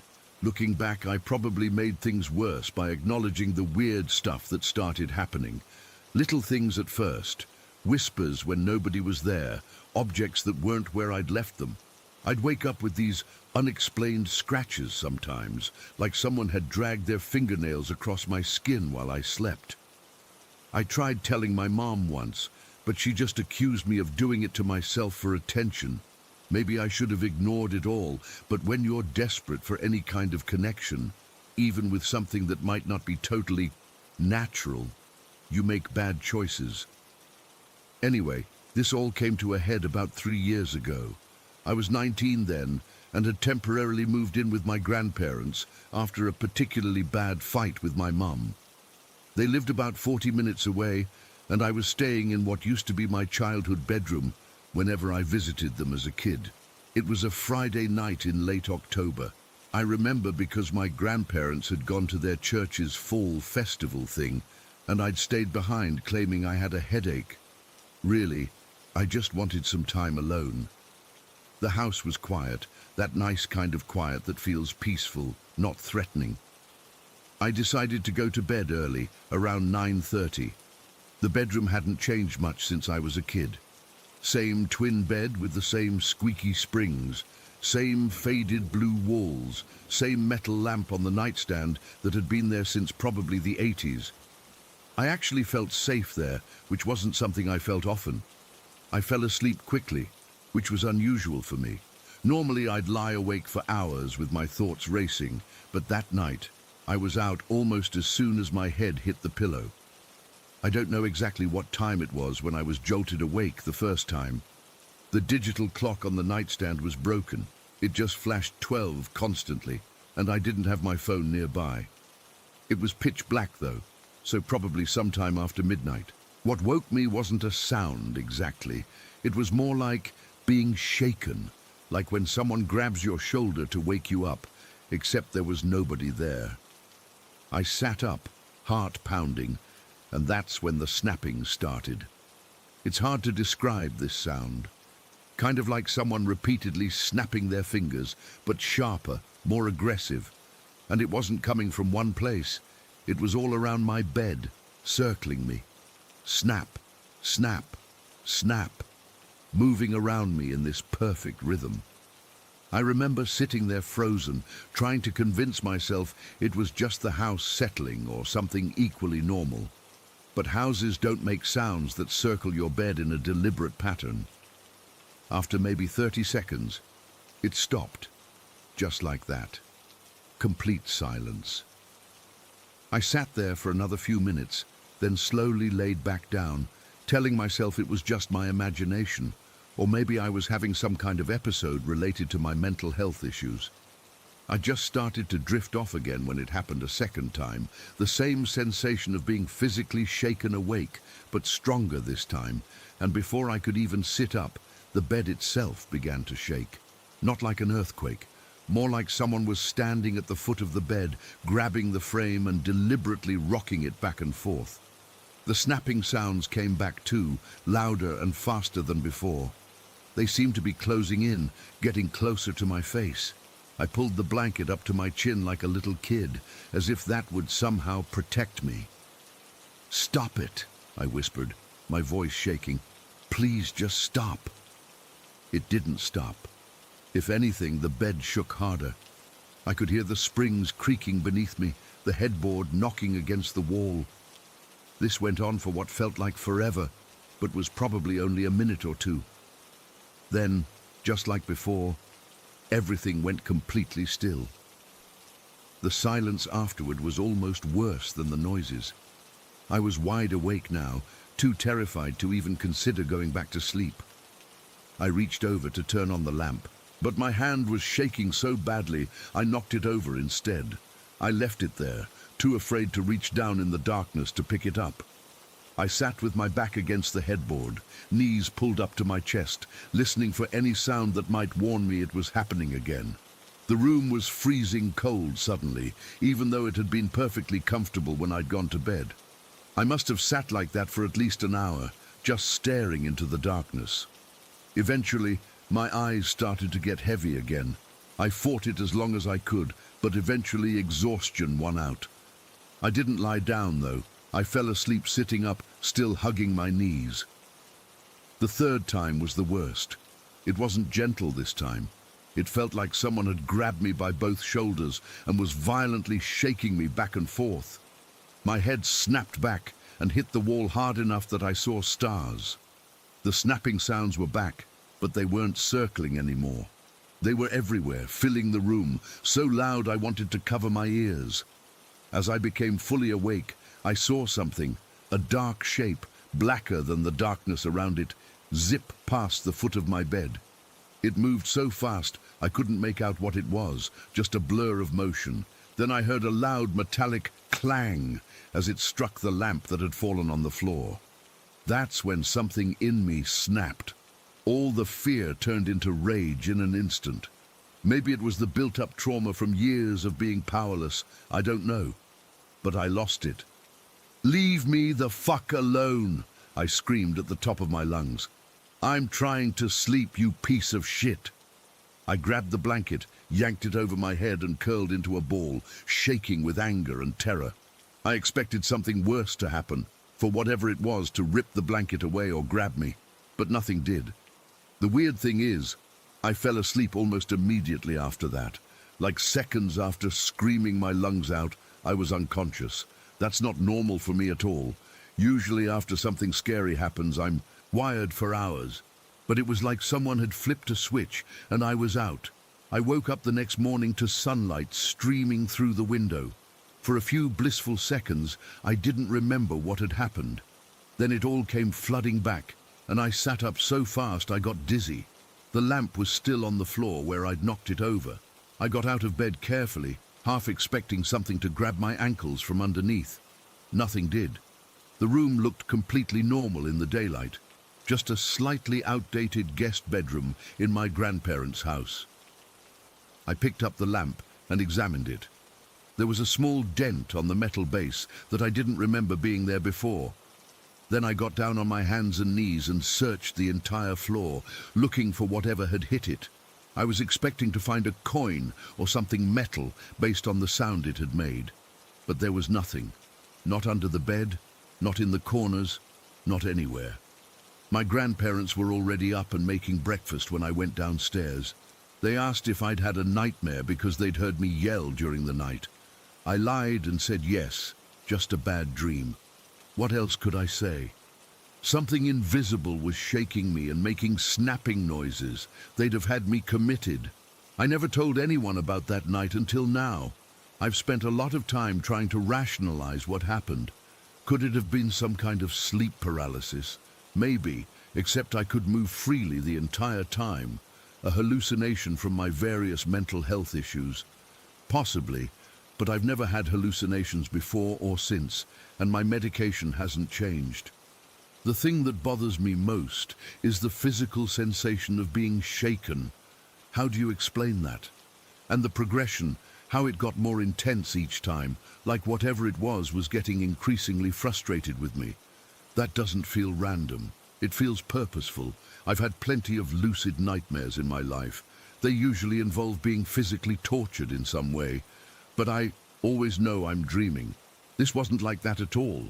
It felt completely real, from the sound of the bed springs, to the cold air in the room, to the metallic clang of whatever hit that lamp. I've never slept in that room again. When I visit my grandparents now, I sleep on the couch.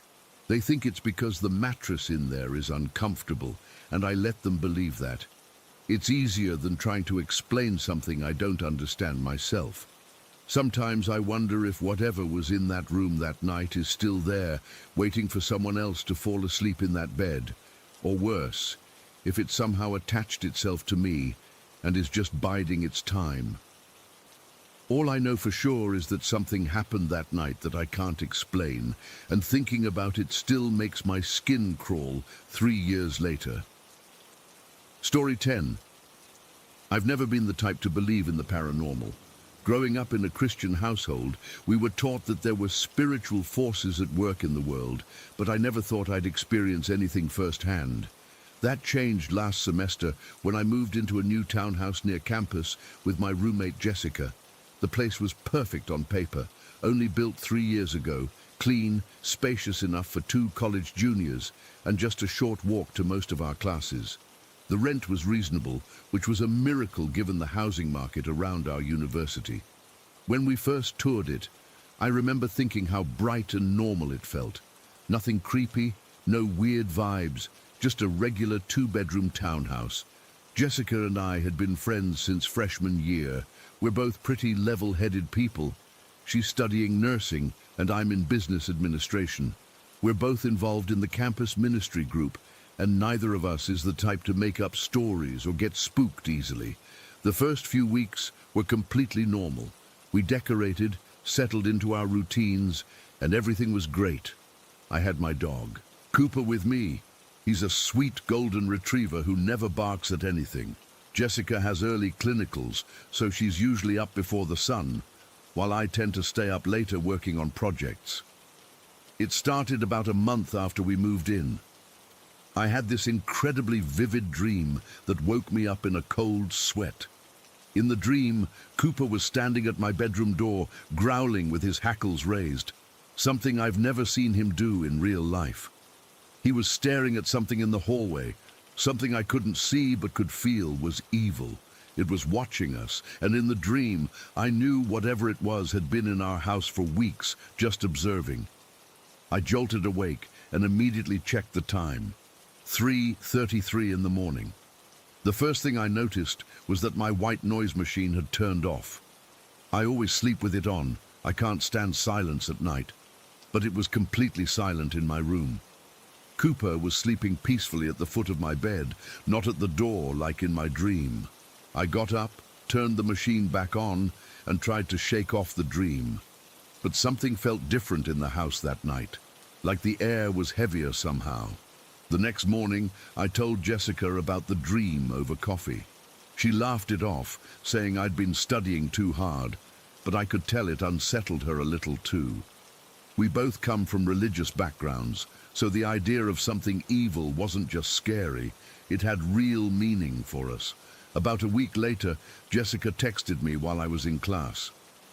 "Did you come home for lunch?" I hadn't. I was still on campus and told her so. "That's weird," she replied. "I swear I heard someone walking around upstairs like you do when you're getting ready." We brushed it off as the neighbors. The townhouses share walls after all.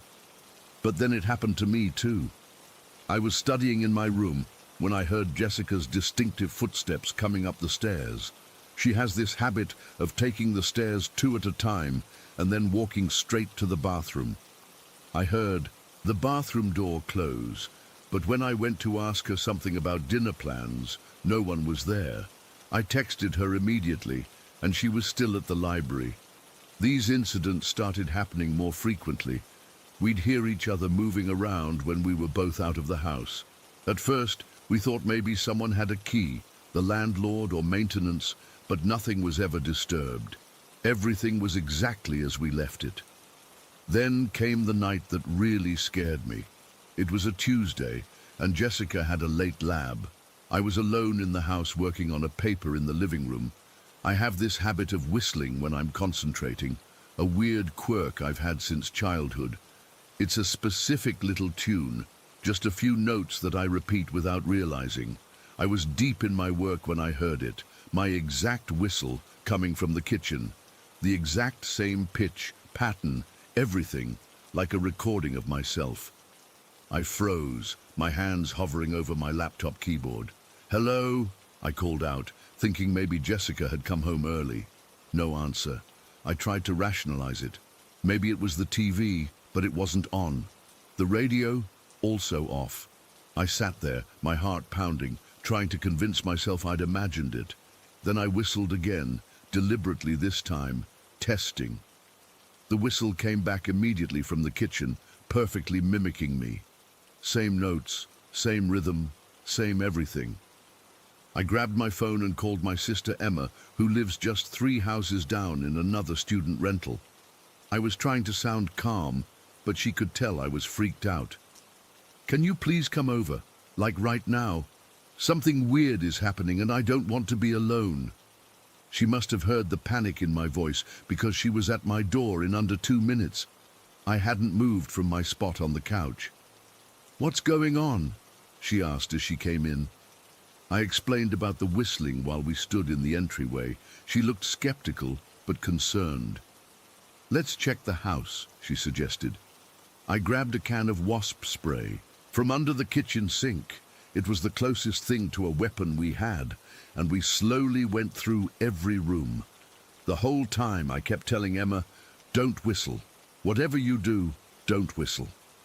We checked every closet, under the beds, behind the shower curtain. Nothing. The house was empty except for us. We were standing in the upstairs hallway, about to head back down, when it happened again.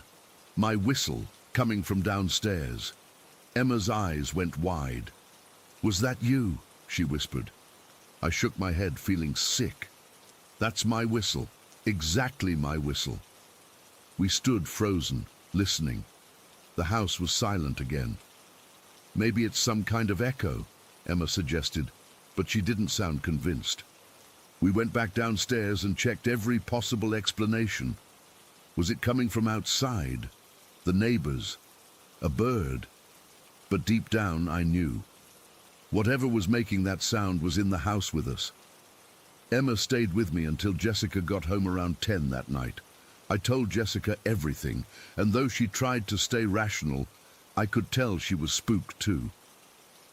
Emma went back to her place, and Jessica and I decided to stay up and watch a movie to calm our nerves. Around midnight, I remembered I had an early class and needed to drop something off at the library book return before it closed. Jessica said she'd be fine alone for the 20 minutes it would take me. I had only been gone about 10 minutes when my phone buzzed with a text from Jessica. "Are you somehow back at the house?" I replied immediately, "No, still at the library." "Why?" Her response made my blood run cold. "I keep hearing you walking around upstairs. I hear your voice too, like you're talking to yourself." I called her right away. She answered on the first ring, her voice a whisper. "Emily, I swear I keep hearing you. I heard your footsteps going into your room, then the closet door sliding open like you always do when you get home. Then I heard you say something, but I couldn't make it out." "I'm not home." "Jess, I'm still at the library. I'll be back in 5 minutes. Just stay on the phone with me." As I was rushing back to my car, Jessica suddenly went quiet. "Jess, you there?" Her voice came back, barely audible. "Emily, I just heard you call Yoo-hoo from the top of the stairs. You know, like you always do when you want my attention, but it's not you." I felt sick. That was indeed something I did. A stupid little Yoo-hoo call-out I'd picked up from my mum. But I was a 10-minute drive away. "I'm coming home right now. Stay on the phone." I broke every speed limit getting back to the townhouse. When I burst through the door, Jessica was sitting in the living room with all the lights on, Bible open on her lap. She looked up at me, and I'll never forget the expression on her face. Pure relief mixed with lingering terror. "It stopped as soon as you pulled into the driveway," she said, "like it knew you were coming back." We stayed up all night, lights on, talking through what was happening. We're both religious, and the idea that something might be mimicking us, trying to trick us, it had clear spiritual implications to us. This wasn't just a random haunting. This felt targeted, intelligent. The next day, we spoke to our campus minister about it. He came over and prayed through the house with us. He didn't dismiss our experiences, but reminded us not to give in to fear. Easy for him to say. He wasn't living with something that could perfectly mimic your voice and movements. That was 3 weeks ago. The mimicking hasn't stopped. Sometimes it's subtle, the sound of one of us moving around when we're not home. Sometimes it's blatant, my whistle, Jessica's laugh, the specific way I call out "you-hoo." We've started keeping a log of every incident. The activity seems to increase when one of us is alone or at night. It's never done anything physically threatening, but the psychological toll is enormous. How do you feel safe in your home when something is essentially stealing your identity piece by piece? The weirdest part is that this house is so new. There's no tragic history here, no reason for it to be haunted. We've asked around, and none of the neighbors have experienced anything similar. Cooper seems to sense it too now. He'll sometimes stare at empty corners or refuse to enter certain rooms. Last night I woke up to find him standing at my bedroom door, growling softly into the dark hallway, exactly like in my dream. I don't know what to do. We can't afford to break our lease, and honestly, we're afraid whatever this is might follow us anyway. It feels like it's attached to us now, not the house. So we stay. We pray. We keep the lights on. And we try not to listen when we hear ourselves in rooms where we aren't. Story 11. I never thought I'd be sharing this, but I need to get it off my chest. Maybe someone out there has experienced something similar and can help me make sense of it all. It's been years since Curtis died. January 23rd, 2005. They called it Black Sunday in the news. My husband, the hero firefighter, gone in an instant when the floor collapsed during a routine apartment fire in the Bronx. 1 minute we were a happy family of 4 living in the house he built with his own hands, and the next, it was just me and our daughters, Deneen and Angela. The media wouldn't leave us alone after it happened. Reporters camped outside our home for weeks, shoving microphones in our faces whenever we stepped outside, asking how we felt about losing him. How the hell did they think we felt? It was torture living in that house without him. His tools still hanging in the garage, his clothes still in the closet, his coffee mug still sitting by the sink where he'd left it that morning. Each room held memories that became too painful to bear. So I made the decision to move. The girls were reluctant at first. Leaving the house their father built felt like leaving him behind, but I convinced them it was for the best. We needed a fresh start away from the cameras and the pitying looks from neighbors. That's when I found the property on the outskirts of Long Island. The price seemed too good to be true for the location and size, but the real estate agent explained it had been on the market for a while, and the owners were desperate to sell. It needed renovations, sure, but nothing major. Just outdated fixtures and wallpaper from the 80s. I didn't ask too many questions. I should have. We moved in right away, even though renovations weren't complete. I wanted us settled before the girls started the new school year. The house was bigger than our old one, with enough space for each of us to have our own bedrooms and still have guest rooms. It sat on the edge of some woods, which gave us privacy I desperately craved after months of being in the public eye. The first thing I did was install security cameras, 7 of them covering every angle of the property. After everything we'd been through, I was paranoid about our safety. I had them connected to my laptop so I could check the feeds whenever I wanted. That decision would later make me wish I'd never moved us there. It was about a week after we moved in. The girls were in bed, and I was sitting in the kitchen going through some paperwork when I decided to check the cameras. At first, everything looked normal. Then I noticed movement at the edge of the woods. I sat up straighter, my heart immediately racing. A figure emerged from between the trees. It was wearing what looked like a long cloak or robe that dragged along the ground as it walked. I couldn't see a face, just darkness where it should have been. This person walked slowly through our driveway, then stopped and turned toward the house. I swear it was staring directly at the camera, like it knew I was watching. It stood there for what felt like hours, but was probably only a minute or 2. Then it turned and disappeared back into the woods. I called the police immediately. They came out and searched the property, but found nothing. No footprints, no broken branches in the woods, nothing.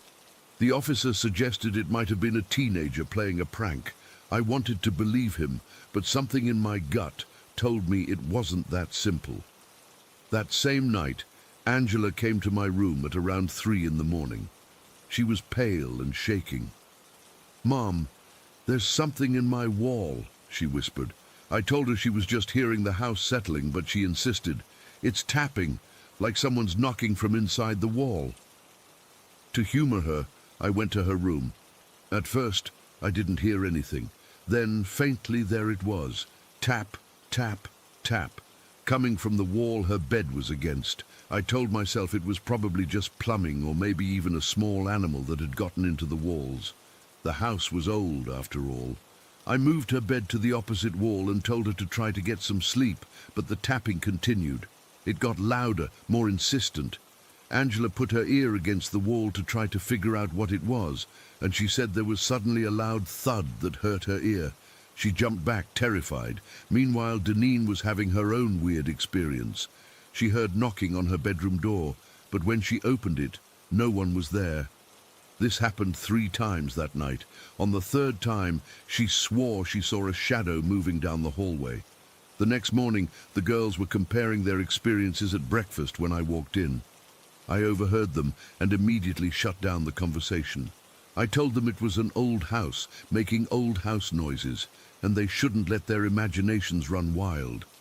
I didn't tell them what I'd seen on the security camera. I didn't want to scare them more than they already were. The contractors came that day to continue the renovations.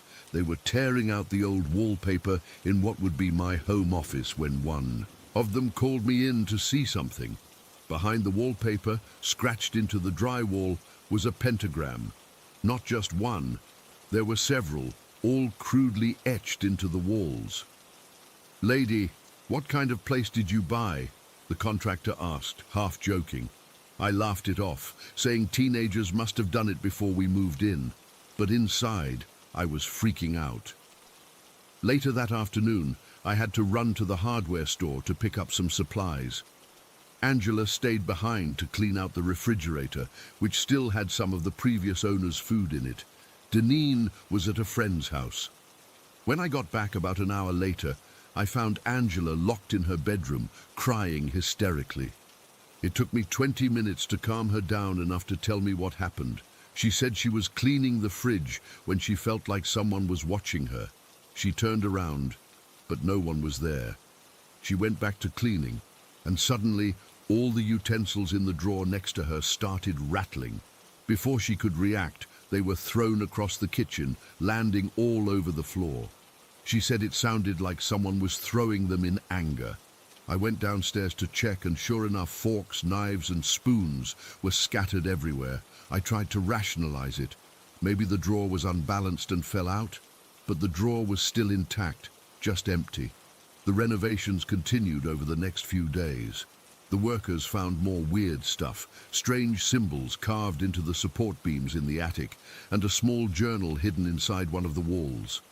The journal was filled with drawings of ritual circles and what looked like directions, with arrows pointing down, down, down, toward the basement. I didn't tell the girls about the journal. I put it in my closet and tried to forget about it. But things kept happening. Angela was home alone one afternoon while Deneen and I went grocery shopping. She was in her room doing homework when she heard someone call her name. She thought maybe we'd come back early, so she went to her door and called out, "Mom?" No answer. Then she heard the voice again, clearer this time. "Angela, call Deneen." She was so freaked out she immediately called Deneen's cell phone.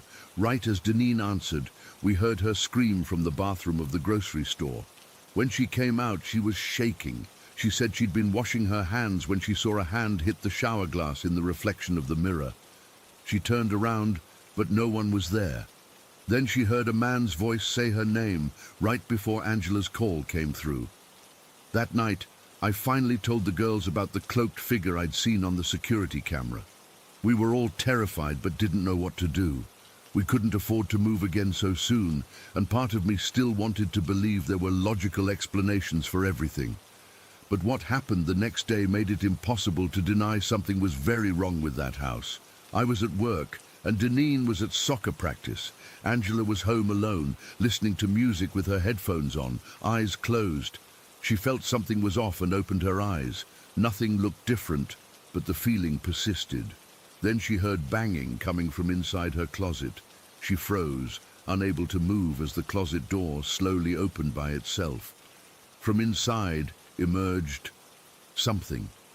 She described it as having the shape of a person, but with skin that looked rotted and hanging off in places. Its eyes were sunken deep into its skull, and it moved jerkily, like a puppet being controlled by invisible strings. It walked to the foot of her bed, and then vanished. Angela said she was too terrified to move or scream. Then she felt the bed depressed near her feet, like someone sitting down, but she couldn't see anything. She pulled the covers over her head and curled into a ball, shaking uncontrollably. That's when she felt something move up the bed toward her. She could feel it through the blanket. When it reached her head, the blanket was slowly pulled down. and she found herself staring face to face with the thing from the closet, its face hovering inches from hers. Angela couldn't remember what happened next. When I got home, I found her in the corner of her room, rocking back and forth, completely catatonic. It took hours for her to snap out of it and tell me what happened. We slept in a hotel that night. The next day, I contacted a local church and asked if they could bless the house. The priest agreed, but suggested we also reach out to a medium who specialized in cleansing homes of negative energy. The medium came the following day. The moment she walked in, she stopped dead in her tracks. "There's a history here," she said. "A dark one." She walked through each room, stopping longest in Angela's room and the basement. She burned sage and sprinkled holy water in every corner. She said the land the house was built on had been used for rituals many years ago, and those rituals had opened a doorway that never properly closed. After the cleansing, things did seem to calm down. The tapping stopped. The security cameras didn't pick up any more cloaked figures. The feeling of being watched faded. But sometimes, late at night, I still check the cameras before going to bed. And sometimes I swear I can see something moving just at the edge of the woods, watching our house, waiting for an invitation to come back in. Story 12. I've never really talked about this publicly before, but it's been 10 years since it happened, and I still get chills thinking about it. I was 13 at the time, living in Oakwood, Texas with my parents. We'd moved there when I was 11 because my mom got this amazing job offer that was too good to pass up. At first, we stayed in a rental for about a year before we found our permanent home. The house we bought had an interesting history. It used to belong to 3 elderly women who the locals called the Golden Girls. They had all died one after another, with a woman named Dolores being the final owner. After she passed, her son sold the house to my parents. I remember being excited about moving in. It was bigger than our rental, had a nice backyard, and my bedroom had this cool window seat where I could read. For the first 3 years we lived there, weird stuff would happen. Nothing major at first, just little things that were easy to dismiss. The TV would turn on by itself. Items would disappear and then show up in strange places. There were cold spots in certain areas of the house, even during the summer when it was blistering hot outside. My parents would joke about having a friendly ghost, but we never really took it seriously until my dad had his experience. I remember it clearly. It was a Tuesday evening, and I was sitting on the couch watching TV while my mum was cooking dinner. Dad had just gotten home from work and was walking through the living room toward their bedroom to change clothes. Suddenly, he stopped dead in his tracks and yelled, "Stop it!" I jumped, thinking he was yelling at me for some reason. "What did I do?" I asked, confused. He looked really freaked out. "Not you, Amber," he said, his voice shaky. "I thought I saw... I don't know what I saw." Later that night, I overheard him telling my mom that he'd seen what looked like hands moving up and down behind his shoulders in his peripheral vision. He described it as if someone was dancing their fingers behind him, just out of sight. My mom tried to rationalize it. Maybe it was a shadow from the ceiling fan or a trick of the light, but my dad wasn't convinced. A few weeks after that, my mom had her own scary experience. She woke up in the middle of the night feeling like someone was holding her arm. She told us at breakfast that she felt a large hand gripping her and hot breath panting on her face. She said she tried to pry huge fingers off her arm, but there was nothing there. When she turned on the light, the feeling immediately disappeared. She was visibly shaken, as she told us, and I remember my dad looking worried. But those experiences were nothing compared to what happened to me when I was 13. It was a Saturday morning in April. My dad was in Oklahoma, retrieving some of our belongings that had been in storage since we moved. It was just me and my mom in the house that weekend. I was having this really good dream. I can't remember what it was about now, when I was jolted awake by the sound of the garage door handle violently shaking. It wasn't a gentle jiggle. It was an aggressive rattling, like someone was desperately trying to get in. Our garage connected to the house through a door in the kitchen, and my bedroom was close enough that I could hear it clearly. My heart immediately started racing. I sat up in bed, trying to convince myself that maybe it was just the wind or something falling in the garage, but the rattling continued, getting more violent. Then I heard what sounded like someone banging on the door. I was terrified. My dad wasn't home, and it was early, probably around 6:30 in the morning. I grabbed my phone from my nightstand and checked the time, 6:27. The sun was barely up. I slid out of bed, my legs shaking. Should I hide? Should I wake up my mum? The banging and rattling continued. My throat felt tight with fear, and I could feel my pulse pounding in my ears. I crept out into the hallway, heading toward my mom's room. The house was dimly lit, with just the early morning light filtering through the blinds. As I approached my mom's room, her door opened and she came out. Her hair was wrapped in a towel and she was wearing just her underwear.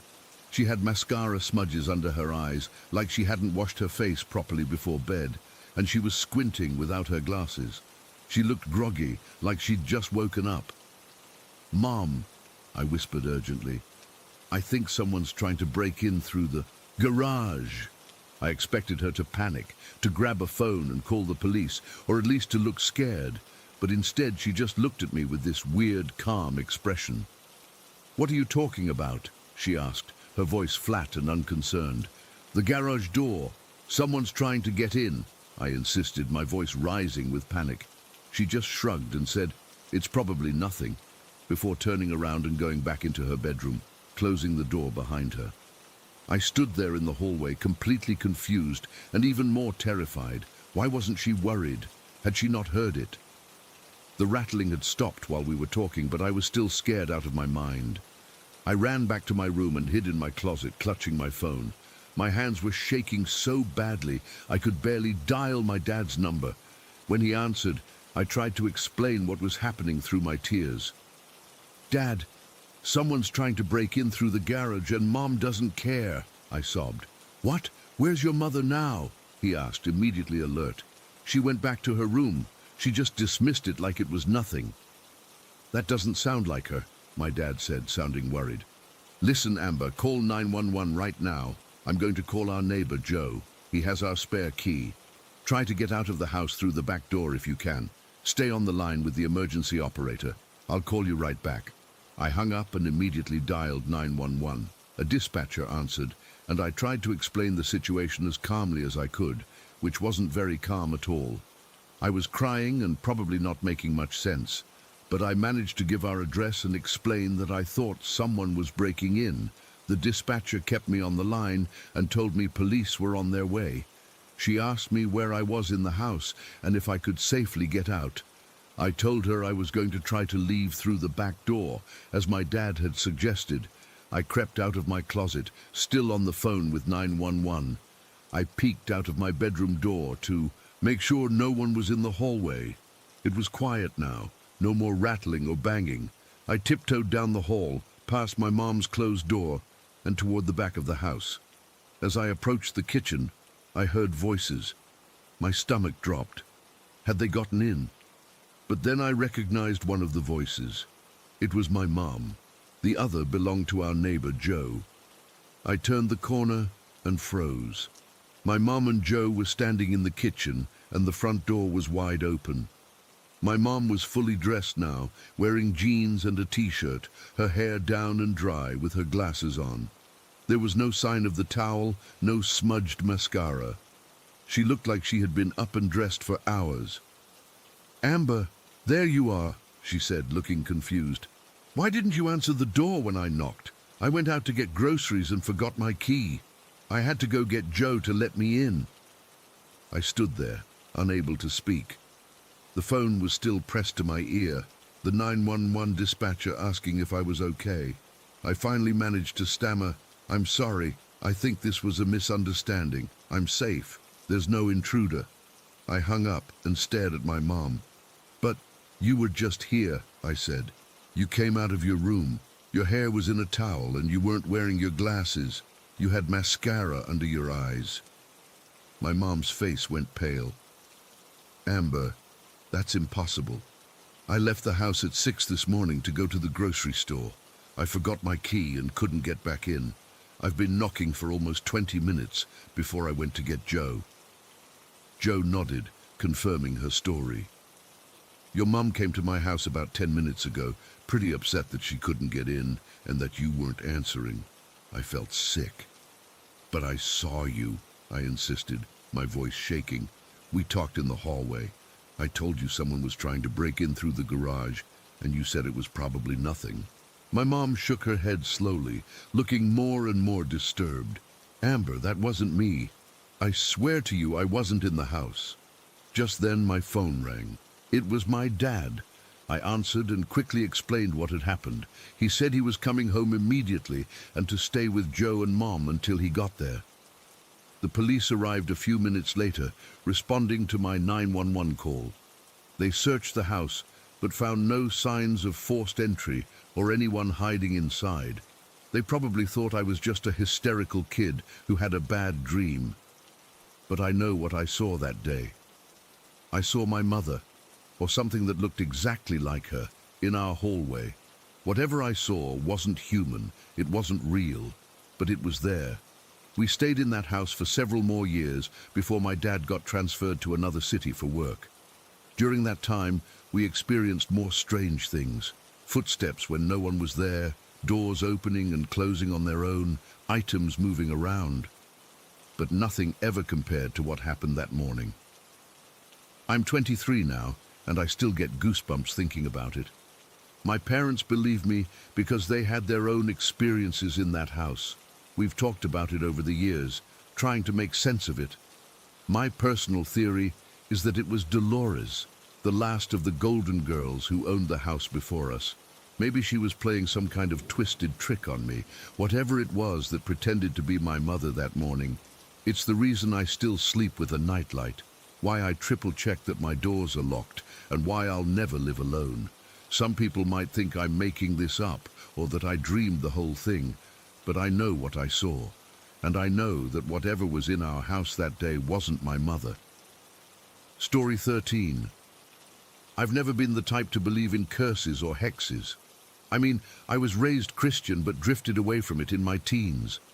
I've always considered myself pretty rational, even through all the changes in my life, but what's been happening to me lately, I just don't know how else to explain it. It all started 3 nights ago with this bizarre dream.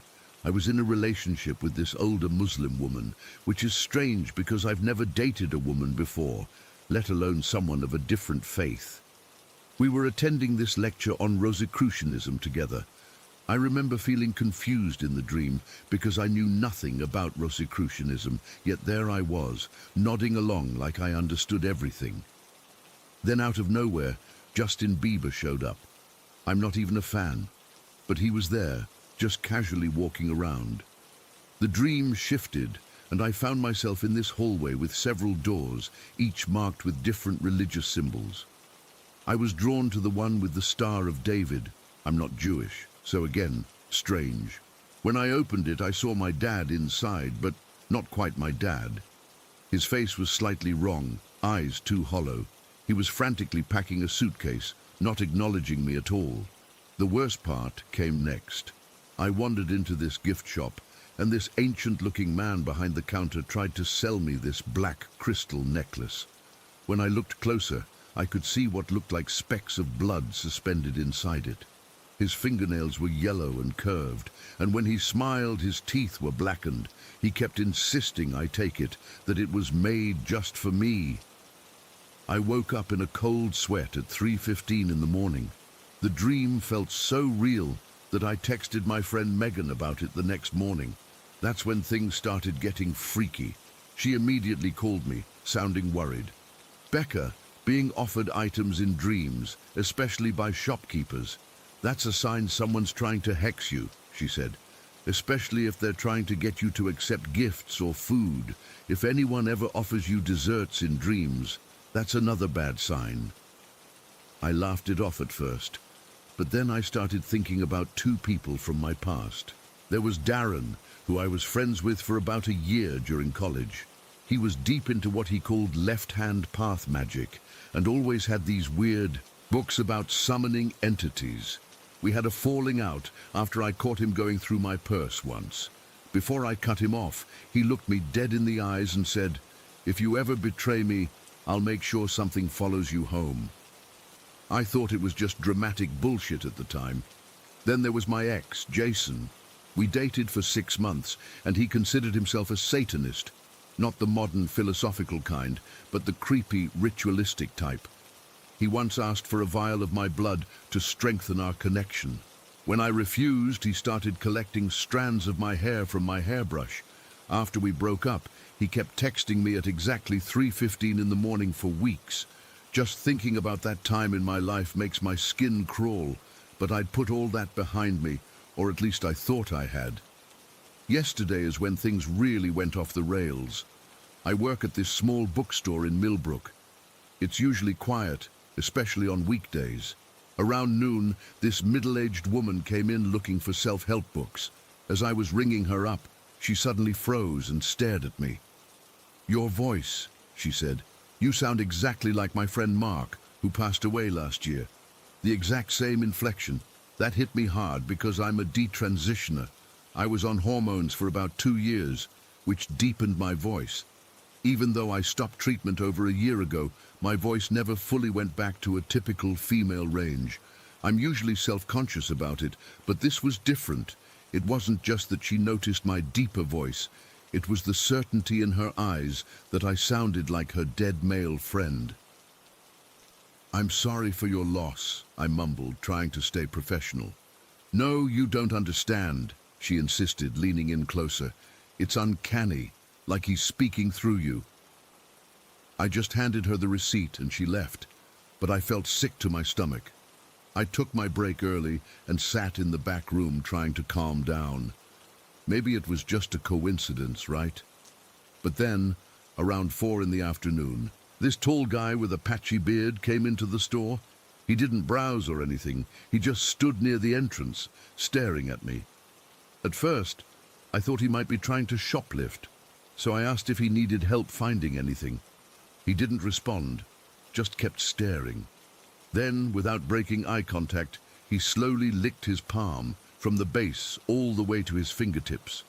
It wasn't sexual, it was threatening, like an animal marking territory. I've never felt so violated by a gesture. I called my manager over, and the guy finally left, but I couldn't shake the feeling that he wasn't just some random creep.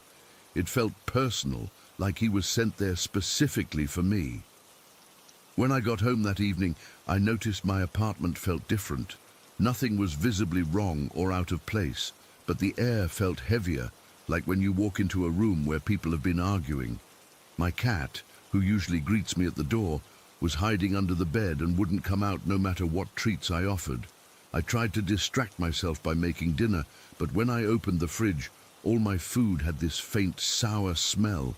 Not spoiled exactly, just off. I ended up ordering delivery instead, but when it arrived, I couldn't eat. Every bite tasted like pennies. I called Megan again, and she came over right away. As soon as she walked in, she said she felt it too. Something wasn't right with my apartment. She's more into spiritual stuff than I am, so she brought sage and insisted on cleansing the place. I was desperate enough to let her. "Have you noticed any recurring numbers?" she asked while waving smoke around my living room corners. "What do you mean?" "Like seeing the same time on the clock repeatedly, or the same number sequence showing up in random places." That's when I remembered Jason's 3:15 texts, and how I'd woken up from that nightmare at exactly 3:15, and then this morning I'd glanced at my phone when I woke up from another disturbing dream. It was 3:15 again. "That's the witching hour," Megan said gravely when I told her. "Well, traditionally it's 3, but 3:15 is specific to you. Someone's targeting you." I tried brushing it off, telling her it was probably just anxiety making me notice patterns that weren't really there. But then my phone buzzed with a text from an unknown number. It just said, "Remember the necklace? It's still waiting for you." I showed Megan, and the color drained from her face. "Have you worn or touched anything unusual lately? Accepted any gifts from strangers?" I hadn't, but I remembered last week finding a small braided string bracelet on my windshield. I'd assumed it was misplaced by someone and tossed it in the trash. After Megan left, I tried to sleep, but I kept hearing scratching sounds in the walls. Not like mice, more deliberate, like fingernails dragging slowly across plaster. When I turned on the light, it would stop, only to resume once darkness returned. Around 2 in the morning, I finally fell into a restless sleep. I dreamed I was back in that gift shop, but this time, the old man had Darren's eyes. He was showing me a display case full of desserts, black macarons filled with what looked like tar, cupcakes topped with tiny glass shards, and cookies that seemed to pulse like they were breathing. "Just a taste," he kept saying. "Just accept one small taste." I woke up at, you guessed it, exactly 3:15, my heart racing. There was a distinct smell of burnt sugar in my bedroom, though I hadn't baked anything in weeks. This morning, I found a small black feather on my pillow. My windows were closed. I don't own anything with black feathers. When I went to shower, the water ran normal for about a minute, then turned rusty brown for a few seconds before clearing again. I took the fastest shower of my life and got out of there. At work today, 3 different customers called me by the wrong name, all calling me Rachel instead of Rebecca. Not a huge difference, but the fact that 3 strangers made the exact same mistake was unsettling. One of them, an elderly woman buying a mystery novel, squinted at my name tag and said, "No, that's wrong. You're Rachel. I know you're Rachel." During my lunch break, I found a text from Jason for the first time in over a year. "How's your dad? Still packing?" I nearly dropped my phone. There's no way he could know about my dream. No way. I called my dad immediately. He didn't pick up. I called my mom, and she said he was fine, but had just left yesterday for an unexpected business trip. He'd packed in a hurry. Right now, I'm sitting in my car in the bookstore parking lot, afraid to go back inside, equally afraid to go home. I'm not sure what to do. I've never believed in this stuff, but how do you explain all these connections? The dream elements coming true, the 3:15, the voices, the staring man, my dad's trip. I feel like I'm being watched constantly, like something is sitting just behind my shoulder, breathing softly on my neck. Sometimes from the corner of my eye, I catch glimpses of a dark shape, but when I turn, nothing's there. The worst part? I just checked my phone to see the time, and there's a new text from an unknown number. It's a photo of a black crystal necklace with red specks inside, sitting on what looks like my kitchen counter. I haven't been home in hours. Someone's in my apartment. I don't know what to do. I don't know who to trust. All I know is that something is happening to me, and I can't shake the feeling that this is just the beginning. Story 14. I never told anyone about this until now. It's been 10 years, but I still wake up sweating some nights, thinking I hear those sounds again, that subtle movement near my window. Maybe writing it down will help me process what happened, even if I can't explain it. This all happened when I was 24 and living in a small apartment complex in what I'd call a normal suburban neighborhood in Massachusetts. Nothing special about it, really. Just rows of similar-looking buildings, mostly families and young professionals. My place was on the 3rd floor of a converted house, which is important to remember for later. It was late October, around 11 at night. I remember because I had just checked the time on my phone before putting it down to sleep. I had work early the next morning, so I was trying to get to bed at a decent hour for once. The heating in the building was always cranked up too high, so I had cracked my window open just a bit despite the autumn chill.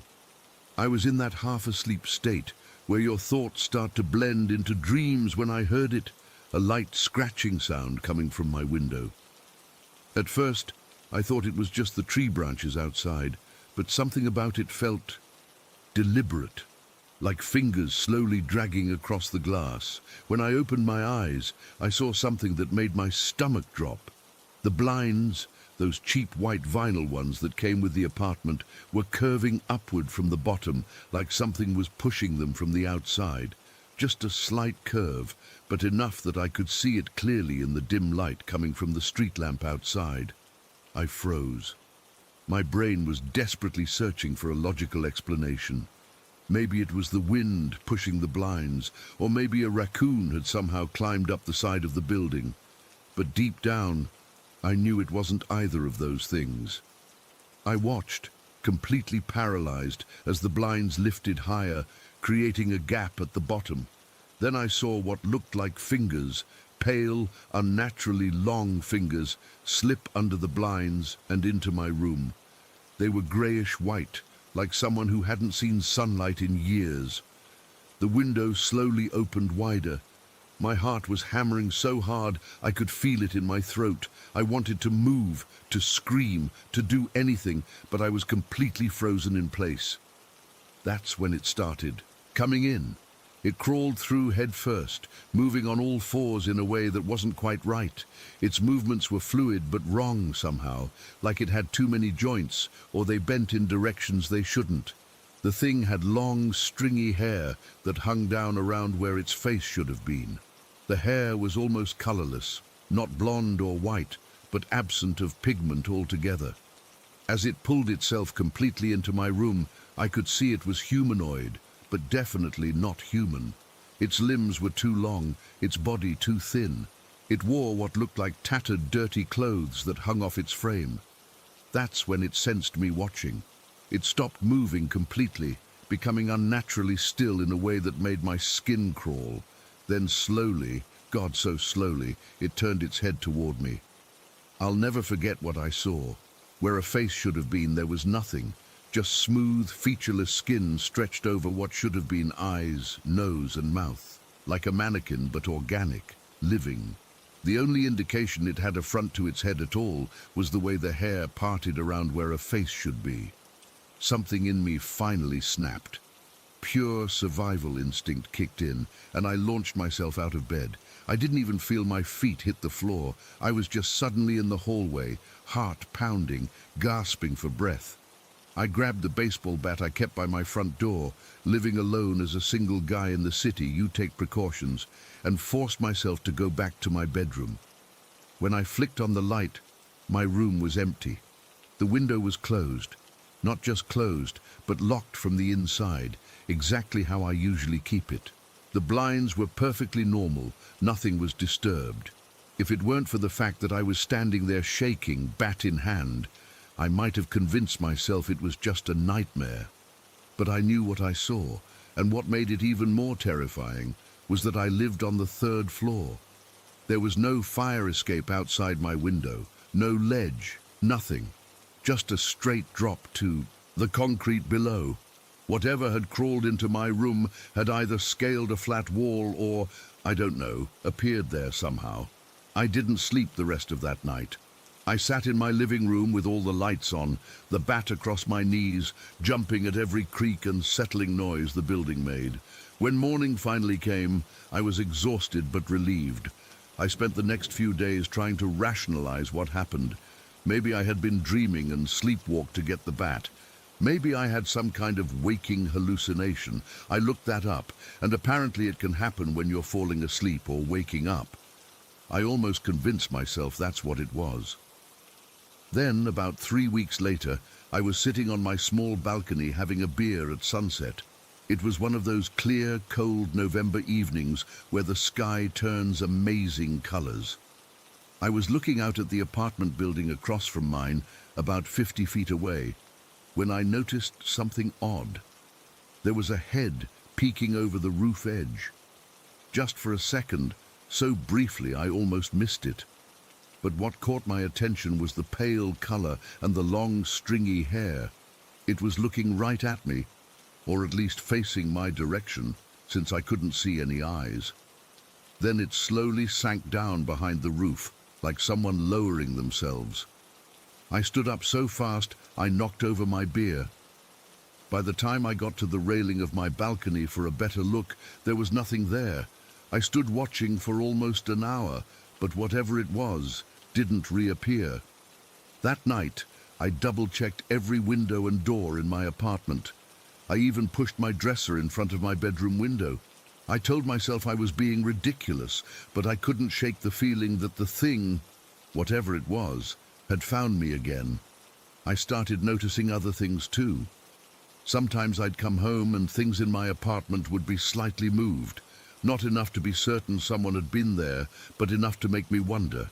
My coffee mug on the wrong side of the sink. A book on my shelf, turned the wrong way.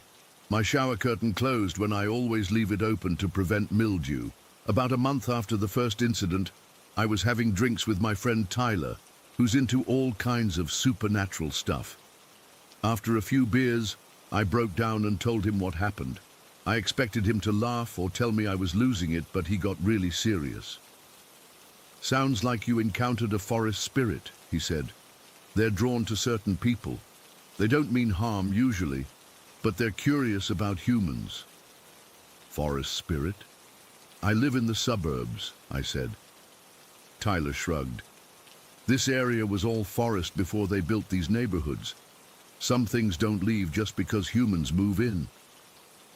I didn't know what to think about that. It somehow made it worse. The idea that this thing was intentionally seeking me out, watching me, that it had some kind of intelligence or purpose. The following weekend, I was home alone doing laundry. It was late afternoon, still light outside, when the power suddenly went out. Just in my apartment, I could see lights on in the building across the street. I called the building manager, but he didn't answer. I was heading to the breaker box in the hall when I heard that sound again, the soft scratching at my bedroom window. My whole body went cold. I stood in my hallway, unable to move, listening to that gentle, persistent scratching. Then I heard something worse, the sound of the window sliding open, slowly, deliberately. I don't remember deciding to run. I just remember suddenly being outside my apartment, then outside the building, not even wearing shoes. I spent that night at Tyler's place, and when I returned the next day with him, everything in my apartment was normal. No open windows, no sign of disturbance. But there was one thing, a single long, colorless hair on my pillow. When I showed it to Tyler, he insisted we burn it immediately. I moved out the following week. I told everyone it was because I found a better place closer to work. But really, I couldn't spend another night there. My new apartment was on the first floor of a busy building, with lots of neighbors and security cameras in the hallways. For a while, I thought I'd left it behind. Months went by without incident. I started to relax, to convince myself it had all been stress or an overactive imagination. Then one night, about 6 months after I moved, I was walking home from the subway after a late shift. It was maybe midnight, the streets mostly empty. As I passed a narrow alley between two buildings, I felt something watching me. I glanced over and saw a figure crouched in the shadows, too tall, too thin to be human. Though I couldn't see its face in the darkness, I knew instinctively who it was. I ran all the way home and didn't go out after dark for weeks. Over the years, I've caught glimpses of it a few more times, always at a distance, always watching. Sometimes I'll be driving and see it standing among trees by the roadside. Once I spotted it on a rooftop while I was at an outdoor concert. Another time, I swear it was standing in the crowd at a farmer's market, its blank face turned toward me. I've moved 3 more times since then. Different neighborhoods, different cities. It always seems to find me eventually.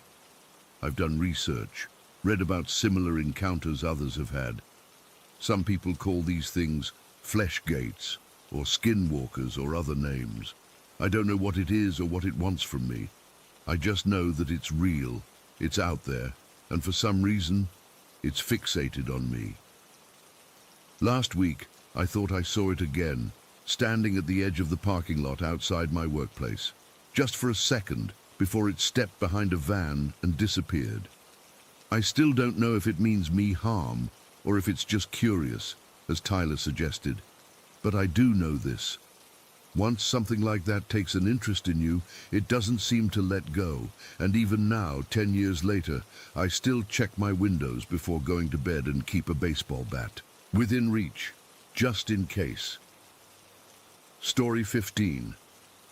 I still remember it like it was yesterday, even though it happened back when I was 8 years old, around 2011 or 2012. I was staying at my aunt's house in Oak Ridge for a few days, while my mom was out of town for work. I was super into Scooby-Doo at the time, like completely obsessed. My aunt and grandma, who was staying there too and looking after me, had gone all out for my visit, setting up this Scooby-Doo bed with matching sheets and even a little toy chest filled with Scooby stuffed animals and action figures. I thought it was the coolest thing ever. That night, I remember being so excited that I couldn't fall asleep right away.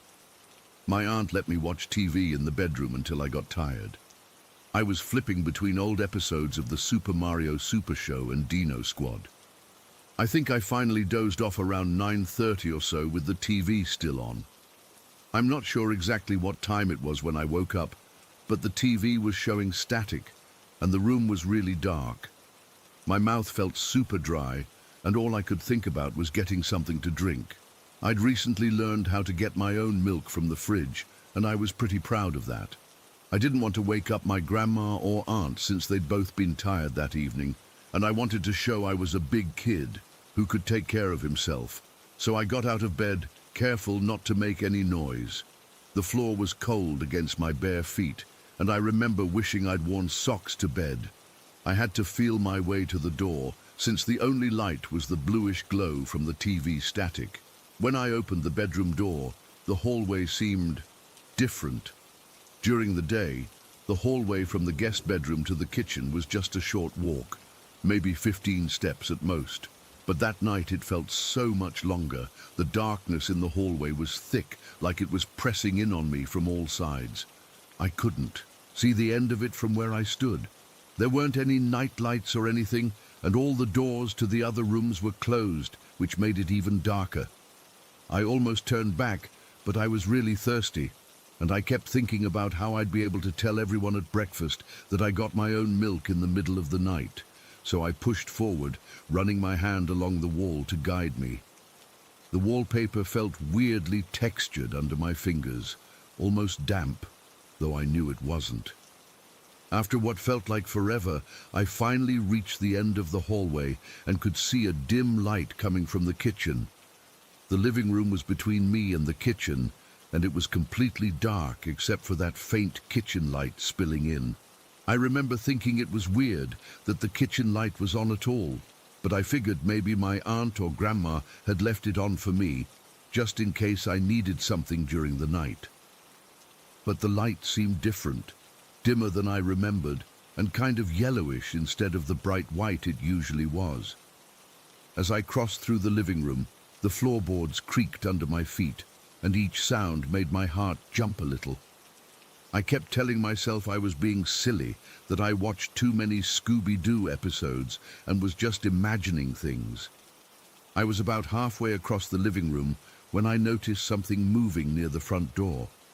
At first, I thought maybe my aunt had forgotten to close the curtains and I was seeing tree branches moving in the wind or something. But there was no wind that night. The house was completely silent, except for the hum of the refrigerator from the kitchen. I squinted, trying to make out what I was seeing in the dark. The only light was coming from that dim kitchen bulb, casting long shadows across the living room. And then I saw it clearly, and my entire body went cold. Standing by the front door was a shadow, but not just any shadow. This one wasn't attached to anything. It was standing on its own, completely three-dimensional, like a person made entirely of darkness.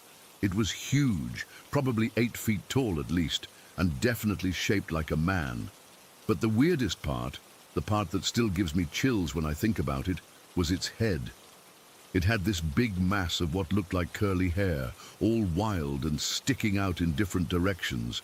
And its nose, God, its nose, It was long, so long that even in shadow form I could clearly see it protruding from its face. I stood completely frozen, unable to move or even breathe. I kept hoping it was just a coat rack or something that I'd never noticed before. But then it moved. It turned, slowly. And even though it didn't have eyes, at least none that I could see, I knew it was looking directly at me. And then it smiled. I don't know how I knew it was smiling when it didn't have a visible mouth, but somehow I could tell. It was like the darkness around where its mouth should be just curved upward. And it wasn't a friendly smile. It was the kind of smile that makes you feel like you're prey. I wanted to scream. I wanted to run. But I couldn't do either. My feet felt like they were glued to the floor, and my voice was trapped somewhere deep in my chest. We just stared at each other for what felt like hours, but was probably only a few seconds. Then it did something that I still can't explain. Something that defies everything I know about how the world is supposed to work. It moved toward the wall where there was a small air vent near the floor. You know, one of those metal grates that lets air circulate through the house. And it didn't just move past the vent or over it, it moved into it, like the entire 8-foot shadow just got sucked into this tiny air vent that couldn't have been more than maybe 8 inches by 4 inches. It didn't shrink down or anything like that. It was more like watching water go down a drain, but vertical and against a wall. The shadow just flowed into the vent, starting with its feet and ending with that wild, curly-haired head. The whole thing took maybe 3 seconds, and then it was gone. That's when I finally found my ability to move again. I turned and ran back down that impossibly long hallway, not caring about the noise I was making. I burst into my grandma's room, crying and babbling about what I'd seen. Grandma wasn't happy about being woken up. She listened to me for maybe 30 seconds before telling me I'd had a bad dream and needed to go back to bed. When I insisted that I'd been awake and had really seen something, she got irritated and said I'd been watching too many cartoons and letting my imagination run wild. "Dominic," she said, her voice stern with sleep and annoyance, "there are no such things as monsters or ghosts. Now go back to bed before you wake your aunt." She practically marched me back to my room and tucked me in with a bit more force than necessary. I was still terrified, but I didn't want to make her any angrier. I pulled my Scooby-Doo blanket up to my chin and lay there with my eyes wide open, listening to every creak and groan of the house, until morning finally came. At breakfast, I tried to tell my aunt what happened, but she just exchanged a look with my grandma and changed the subject. I could tell they thought I was making it up for attention, or had just had a vivid nightmare. It wasn't until a couple days later, when my mom came to pick me up, that I learned something that made my blood run cold. My aunt's house, the one they'd moved into just a few months before my visit, had been built on land that used to be part of an ancient Native American burial ground. The developer had supposedly done all the proper procedures and gotten permission to build there, but some of the neighbors had complained about strange occurrences ever since the houses went up. When I heard that, I immediately thought of the shadow figure with its wild, curly hair and long nose. Something about connecting what I saw to Native Americans felt weird and wrong to me, even as a kid, but I couldn't shake the feeling that whatever I'd seen wasn't just a figment of my imagination. I never stayed overnight at my aunt's house again. I'd make excuses whenever my mom suggested it, and eventually she stopped asking. My aunt and uncle ended up moving out about a year later, claiming the house was too small for them, but I always wondered if they'd seen something too. It's been over a decade now, and I've tried to rationalize what happened that night. Maybe it was just a shadow from a passing car, or maybe I really did have a vivid dream that I confused with reality. But deep down, I know what I saw. I know that shadow figure was real, and I know it smiled at me before disappearing into an air vent in a way that should be physically impossible. Sometimes, when I'm lying in bed at night and hear the air conditioning kick on, I can't help but think about that shadow and wonder if it's traveling through the vents of someone else's house now, standing over them while they sleep, smiling that invisible smile. I've never seen anything like it since that night, and I hope I never do again. But sometimes, when I catch a glimpse of my own shadow stretching across a wall, I could swear it moves just a split second after I do. And sometimes, just sometimes, I think I see it smile. Story 16. I've never been comfortable talking about what happened during our family camping trip in the summer of 2007. For the longest time, I convinced myself that my memories were just the overactive imagination of a 9-year-old. But I can't explain it away anymore, especially after what we discovered years later at my 18th birthday. Our family had been going to this campground in northern Ontario's Burwash district every summer since I was 5. It was nothing fancy, just a modest family campground with a little beach area, some hiking trails and lots of trees. My parents would rent the same cabin each year, and my best friend Hannah's family would take the cabin next to ours. Hannah was a year younger than me, and we were inseparable during those summer weeks. That year, I was 9 and she was 8. We'd been at the campground for about 3 days when we first met Emily. Hannah and I were building a sandcastle on the small beach when this girl about our age walked up to us. I remember thinking it was weird that I hadn't seen her around before, since the campground wasn't that big. "Can I help?" she asked, kneeling down beside us. She introduced herself as Emily.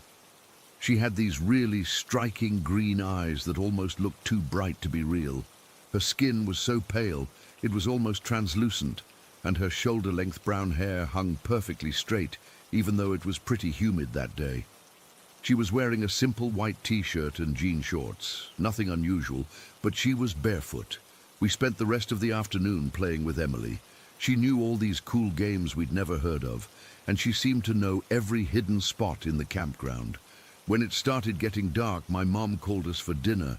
I invited Emily to join us, but she said she needed to get back to her family. "Where's your cabin?" I asked, realizing I had no idea where she was staying. "Over there," she said, pointing vaguely toward the wooded area beyond the main campground, past the big pine trees. I thought that was strange because I didn't think there were any cabins in that direction, but I didn't question it. Kids don't really think too deeply about these things. The next day, Emily showed up again while Hannah and I were exploring near the campground's small creek. She seemed to appear out of nowhere, and I remember jumping a little when I turned around, and she was just there. "I've been looking for you guys," she said with a smile. "Want to see something cool?" She led us to a part of the forest we'd never been to before, where there was this tiny clearing with wildflowers growing in a perfect circle. It was beautiful, but it also felt, I don't know, off somehow. The air felt different there, heavier. But Emily seemed completely at ease, sitting in the middle of the flower circle and telling us stories about the forest. That became our routine for the next few days. Emily would find us sometime in the morning, and we'd spend the day playing together. She'd always leave before dinner, and we never saw her with any adults. When I mentioned Emily to my parents, they just assumed she was staying at another cabin and didn't think much of it. On the 4th night, we convinced our parents to let us have a sleepover in our cabin. I asked if Emily could join us, and my mum said it was fine as long as her parents were okay with it. When I told Emily, she got really excited and said she'd be there after dinner. Emily showed up around 8 o'clock that night, knocking on our cabin door. My mum answered and asked, "Did your parents walk you over, sweetie?" "They know I'm here," Emily replied, which I now realize wasn't really an answer. During the sleepover, we played board games and told ghost stories with flashlights under our chins. My mom brought us snacks, chips and cookies and hot chocolate, but Emily didn't eat anything. When I asked if she wanted some, she just said she wasn't hungry. Looking back, I don't think I ever saw her eat or drink anything during the entire time we knew her. The weird thing was, My mum went to bed around 11, telling us not to stay up too late, but Emily stayed until almost dawn. I remember waking up briefly around 4 in the morning and seeing her sitting cross-legged on the floor, just staring out the window. It creeped me out a little, but I was too tired to think much of it and fell back asleep. When I woke up properly around 7, she was gone. The next day was when things took a really disturbing turn. It was hot, probably around 85 degrees, so we decided to go swimming in the lake. There was this floating dock about 50 feet from shore with a small slide on it. Hannah and I were good swimmers for our age, so our parents let us swim out to it as long as they could see us from the beach. Emily met us at the water's edge. She was wearing a dark blue one-piece swimsuit that day. I remember thinking it was odd that the swimsuit looked old-fashioned, like something from an old photo. We swam out to the dock together, climbing up the little ladder onto the platform. We took turns going down the slide, splashing into the water and swimming back to do it all over again. Everything was normal and fun until I decided to dive off the edge of the dock instead of using the slide. I had just surfaced from my dive when I felt hands on my shoulders, pushing me back underwater. At first, I thought it was just Hannah playing around, but the pressure kept increasing, pushing me deeper. I opened my eyes underwater and saw Emily above me, her green eyes wide open and staring down at me, her face expressionless. Her hands were gripping my shoulders so tightly it hurt, and I couldn't break free. My lungs started burning and panic set in. I thrashed and kicked, trying to get to the surface, but Emily was surprisingly strong. Just as my vision started getting spotty, I felt another set of hands grabbing my arm, pulling me sideways and out of Emily's grip. It was Hannah. She managed to pull me to the surface, and I gasped for air, coughing and spitting out water. When I looked around, Emily was just floating there a few feet away, watching us with this blank expression. Then, as if nothing had happened, she smiled and said, "Race you back to shore." I was too shocked and scared to say anything. Hannah and I exchanged looks, and without a word, we swam back to shore as quickly as we could. Emily followed behind us, acting completely normal. When we got back to the beach, I was still shaking.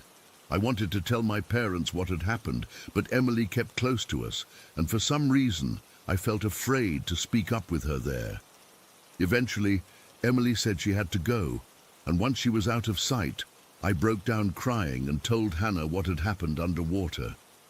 "I know," she said quietly. "I saw her holding you down. That's why I pulled you away." We decided to stay away from Emily after that, but we were too scared to tell our parents.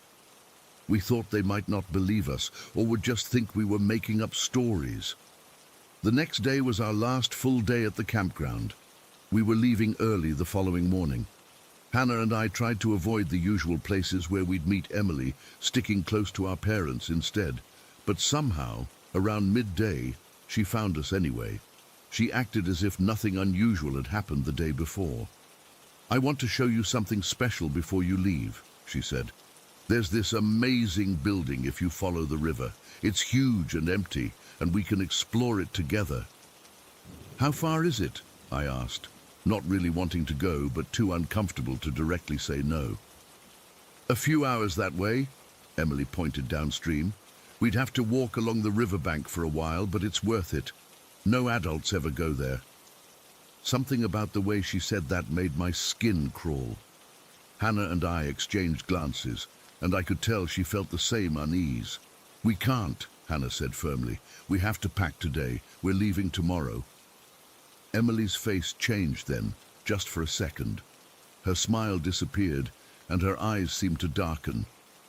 But then she was smiling again, as if that flash of whatever it was had never happened.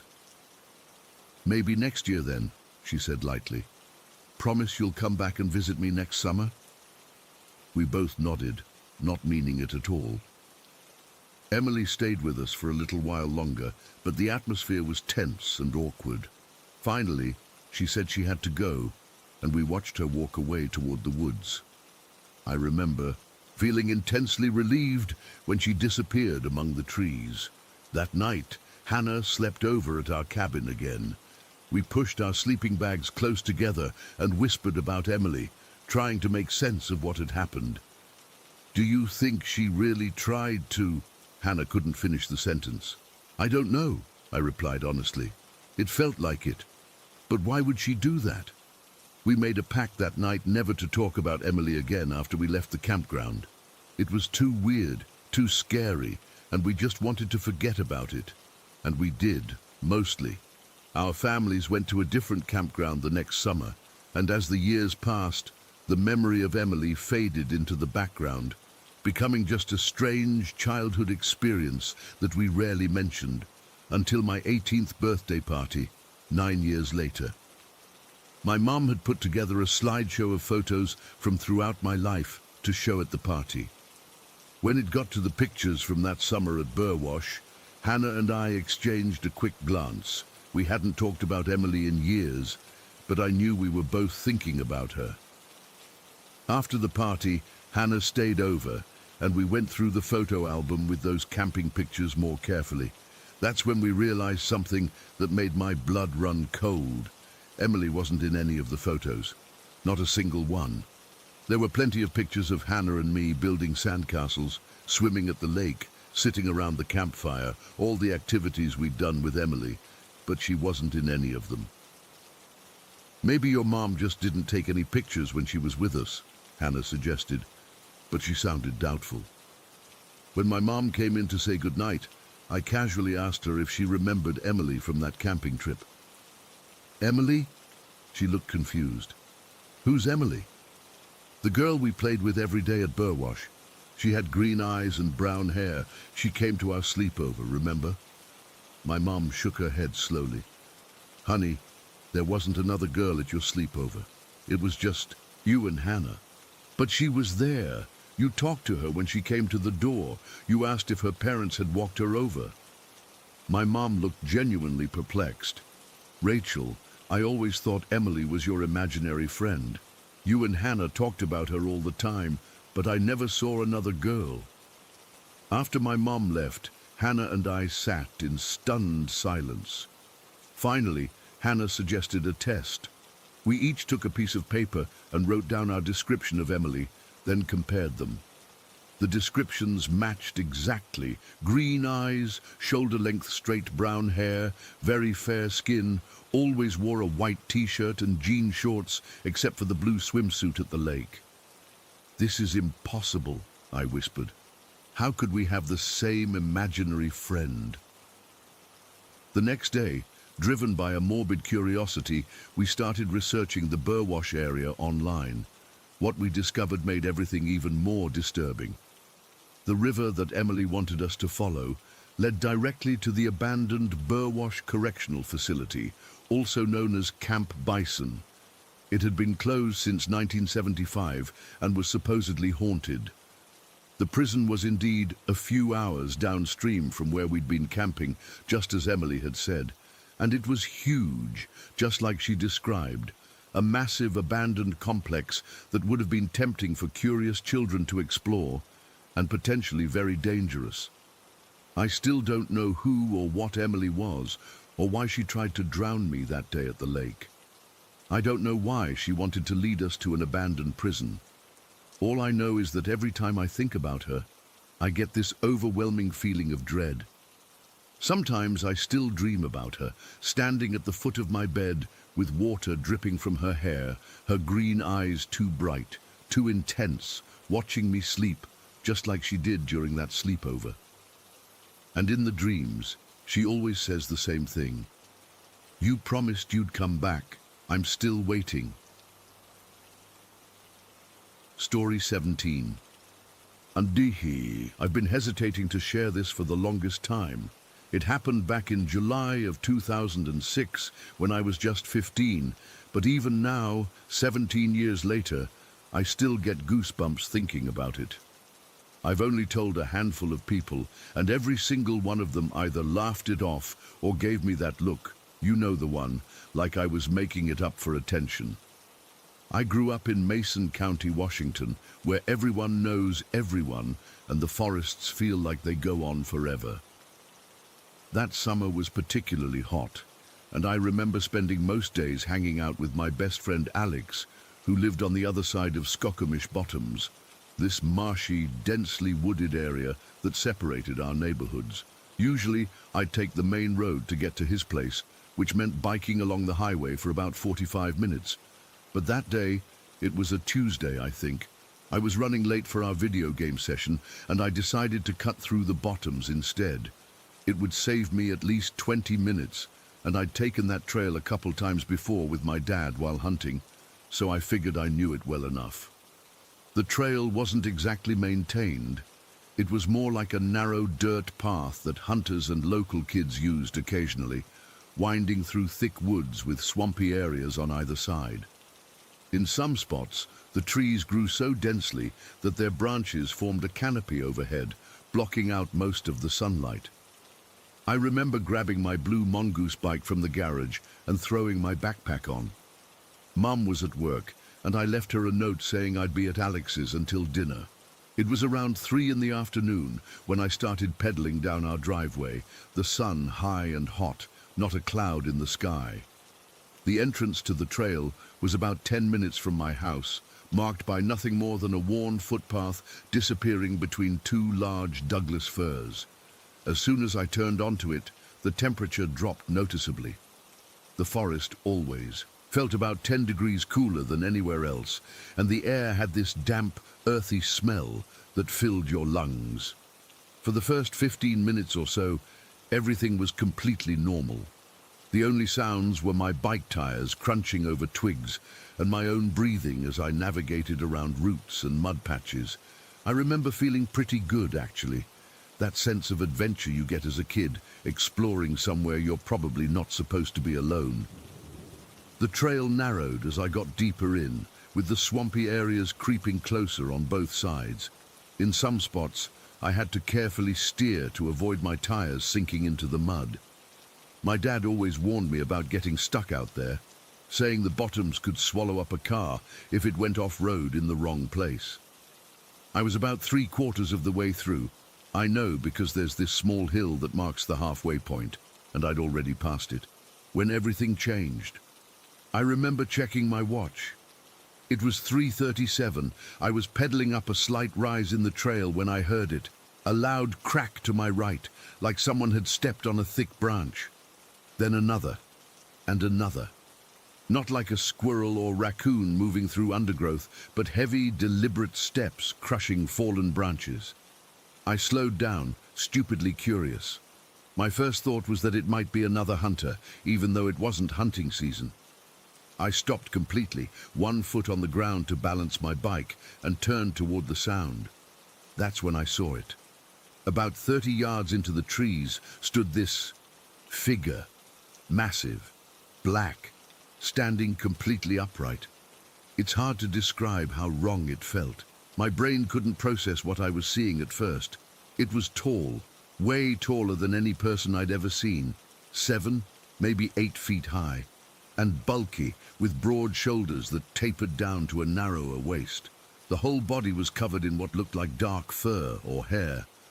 But the worst part was how still it was, just watching me. I couldn't make out facial features because of the distance and shadows, but I felt its eyes locked onto mine. It wasn't moving a muscle, like a predator that doesn't want to spook its prey. I don't remember consciously deciding to scream, but this strangled yell just erupted from my throat. Pure instinct took over. I started pedaling harder than I ever had in my life. My legs burned immediately, but I couldn't stop. There was this pressure in my chest, like my heart was going to burst through my ribs. As I tore down the trail, I heard more branches snapping behind me. It was following me, not running, at least it didn't sound like it was charging, but definitely moving, keeping pace just inside the tree line. Crack, snap, crack. Each sound felt closer than the last. I was sobbing now, struggling to breathe as I pumped my legs furiously. The trail seemed to stretch on forever. Tree branches whipped at my face as I swerved around puddles and roots, but I barely felt them. My entire focus narrowed to the path ahead and those horrible sounds behind me. At one point, I heard something that sounded almost like a deep exhalation, this low, rumbling breath that seemed to vibrate the air around me. That's when I nearly lost control of my bike, skidding sideways before somehow regaining balance. I don't know how long I rode like that. Time lost all meaning. All I knew was that I couldn't stop, couldn't look back, couldn't do anything but flee. The sounds continued intermittently, sometimes fading slightly, then growing louder again, as if whatever was following me was pacing itself, staying just far enough behind to keep me in sight. When I finally burst out of the forest onto the gravel road near Alex's neighborhood, my shirt was soaked through with sweat, my legs were jelly, and I was hyperventilating. I risked one quick glance behind me, but saw nothing except the dark mouth of the trail I'd just escaped from. I didn't stop until I reached Alex's driveway, practically falling off my bike. As I dropped it on his lawn, his mom opened the door before I even knocked. I must have looked a complete mess, wild-eyed and gasping for air. "Ethan, what happened to you?" she asked, ushering me inside. I tried to explain between desperate gulps of air, but the words came out jumbled and frantic. Alex came downstairs and stared at me like I'd lost my mind. "Dude, you look like you've seen a ghost," he said, half laughing until he realized I wasn't joking. When I finally calmed down enough to tell them what happened, the skepticism was immediate. Alex's mom suggested it was probably just a bear, though bears in our area rarely stand upright for long periods. Alex was less diplomatic. "So you're saying you saw Bigfoot?" he snorted. "Come on, man." "I'm not saying that," I insisted, though that's exactly what had crossed my mind. "I'm telling you what I saw. It was huge, standing on two legs, and it followed me." They exchanged that look, the one adults give when they think a kid is exaggerating or making things up. Alex's mum brought me some water and suggested I was probably dehydrated and had let my imagination run wild. I spent the afternoon at their house, jumping at every sound, constantly looking out the windows. When it was time to go home, I flat out refused to bike back through the bottoms. Alex's dad ended up driving me the long way around, my bike in the trunk of his Subaru. That night, I couldn't sleep. Every creak of our old farmhouse had me sitting bolt upright in bed. I kept the curtains closed tight and my baseball bat beside me. When I finally did drift off, I dreamed of those woods and something massive moving silently between the trees, always just at the edge of my vision. The next day, I tried telling my parents. Dad listened more seriously than Mum did, but even he eventually suggested it was probably just a bear or maybe an unusually large elk. When I insisted on the human-like posture, the intentional way it watched me, he patted my shoulder and said, "The mind plays tricks when you're scared, son." Over the following weeks, I avoided the bottoms completely. I'd take the long route to Alex's, adding 40 extra minutes to my journey, rather than set foot on that trail again. Sometimes I'd catch Alex and our other friends exchanging glances when they thought I wasn't looking. The weird kid who thought he saw a monster in the woods. I tried researching similar encounters in our area. Mason County has had its share of strange sightings over the years, but nothing that matched exactly what I experienced. The closest accounts mentioned tall, dark figures glimpsed at forest edges, but those stories were treated as local legends, not documented cases. As the years passed, I stopped talking about it altogether. The memory never faded, though. Sometimes I'd wake up in the middle of the night, heart racing, with the distinct feeling that something was watching me through my bedroom window. The sound of breaking branches still makes my stomach drop, even in broad daylight. I'm 32 now and moved away from Mason County after college. I've only been back to visit family a handful of times, and I always take the main roads, never the shortcuts. My parents still live in the same house, and sometimes when I visit, I find myself staring at the tree line from their back porch, wondering, The most frustrating part isn't the nightmares or the way my heart still races when I'm alone in wooded areas. It's the fact that no one believed me.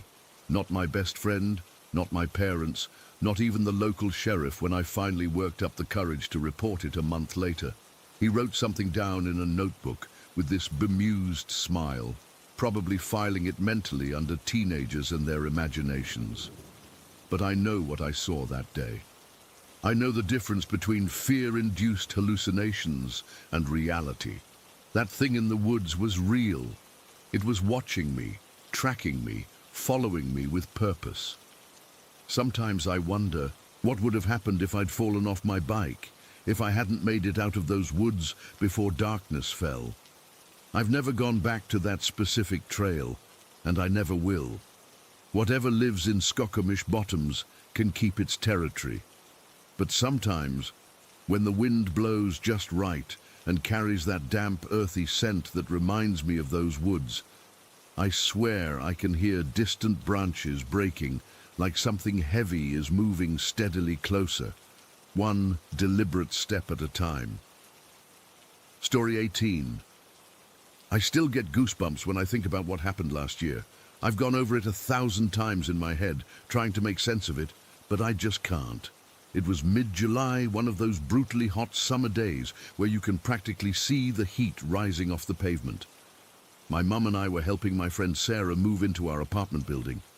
Sarah had just landed a job at the same company where I work, and when a unit opened up on the second floor of our building, I immediately told her about it. The rent was reasonable, the location was great, and selfishly, I was excited to have my friend living in the same building. Our apartment building is 12 stories tall, nothing fancy, but decent enough. My mum and I live on the 10th floor in a 2-bedroom unit we've called home for about 4 years now. Sarah's new place was on the 2nd floor, a small 1-bedroom that was perfect for her and her wife Jen. Moving day was absolute chaos. Sarah had rented this massive U-Haul that was parked in the loading zone behind our building. The three of us, Sarah, my mum and I, had been hauling boxes and furniture since 8 in the morning. Jen was supposed to join us later. She had to work a half-day shift at the hospital where she's a nurse. By around 2 in the afternoon, we were all drenched in sweat and exhausted. The elevator in our building is notoriously slow and small, so we had developed a system. Sarah would grab boxes from the U-Haul and bring them to the building's entrance. My mom would take them up to Sarah's apartment on the 2nd floor, and I would shuttle between our apartment on the 10th floor, where we were keeping some of Sarah's more fragile items temporarily, and Sarah's new place. To make things easier, we had all agreed to leave our doors unlocked while we were moving. It just made sense. We were constantly going in and out. Our hands were full of boxes, and we were all in the building anyway. The building has decent security at the main entrance, so we weren't too worried about strangers wandering in. Around 3:30, I grabbed 2 medium-sized boxes from our apartment labeled kitchen stuff and headed down to Sarah's place on the 2nd floor. My mom had just texted saying she was taking a quick break to get some water and rest her back for a few minutes, so I knew Sarah was probably alone downstairs or maybe at the truck. When I got to the 2nd floor and walked down the hallway to Sarah's apartment, 2C, I was surprised to find the door closed. I tried the handle, expecting it to be unlocked like we had agreed, but it was locked tight. I set the boxes down in the hallway and knocked, figuring Sarah must have accidentally locked it when she left, or maybe she was inside taking a quick break. No answer. I knocked again, louder this time. Still nothing. I pulled out my phone to text Sarah, but noticed I only had 2% battery left. I'd been using it all day to coordinate our moving efforts and take pictures of how we'd arrange things. Before I could type anything, my phone died completely. Sighing, I knocked one more time, even louder. "Sarah, you in there?" "The door's locked," I called out, not yelling but definitely speaking loudly enough that she would hear me if she was inside. That's when it happened. The doorknob started to move, not just a little jiggle like someone was about to open it. This was violent shaking. The entire doorknob was rattling so hard that I could see the whole door vibrating in its frame. It looked like someone on the other side was frantically trying to unlock it or open it. but couldn't quite manage it. The metal rattled against the door with this horrible urgency that made my stomach drop. This went on for what felt like forever, but was probably only 10 or 15 seconds. The whole time, I stood there frozen, staring at the doorknob as it shook violently. The weird thing, the thing that still makes my skin crawl when I think about it, was the complete silence from the other side. No footsteps, no voice asking, "Who is it?" or saying, "Just a minute." Nothing but that doorknob rattling like someone or something was desperately trying to get out. Then, as suddenly as it started, it stopped. The doorknob went still, and the hallway was completely silent again. "Sarah!" I called out again, my voice embarrassingly shaky. No response. I'm not going to lie, I was scared. There was something deeply unsettling about that silence paired with the frantic movement of the doorknob. It felt wrong, but I told myself I was being ridiculous. It was the middle of the afternoon. The building was full of people. Maybe the AC had created some kind of pressure change that made the doorknob rattle. Maybe Sarah was inside with headphones on and couldn't hear me. After waiting another minute or so, I decided to just leave the boxes in the hallway next to Sarah's door. I took a picture of them with my phone to show Sarah where I'd left them, only to remember my phone was dead. Great. I headed back to our apartment on the 10th floor, taking the stairs because I needed to work off some of this nervous energy. When I finally reached our apartment, I was out of breath and still feeling uneasy. I opened the door to find my mom sitting on the couch with Sarah and Jen, all of them laughing and drinking iced tea like they were having a casual get-together instead of being in the middle of a grueling move. "There you are," my mom said when she saw me. "We were wondering where you disappeared to." I started, confused. "I was bringing boxes down to Sarah's apartment, but the door was locked." Sarah looked at me with a puzzled expression. "What do you mean? I haven't been to the apartment in at least 20 minutes.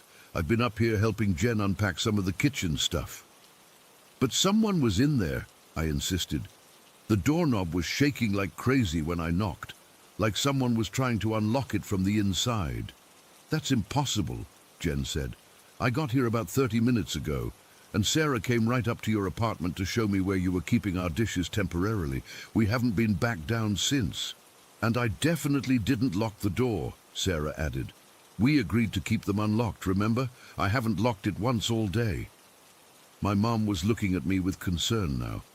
"Are you feeling okay, honey? It's been a long day and it's awfully hot. Maybe you need to sit down for a bit."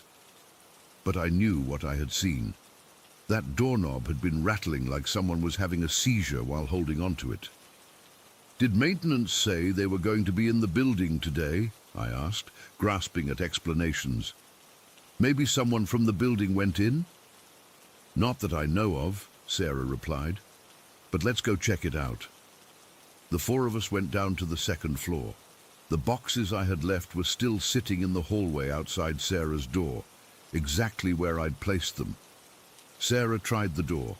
It opened easily, completely unlocked. We went inside and checked every room, closet, and even under the bed. The apartment was completely empty, except for the boxes and furniture we'd moved in earlier. The windows were all closed and locked from the inside. There was absolutely no sign that anyone had been there. "See? Nobody here," Sarah said, though she looked a bit uneasy herself now.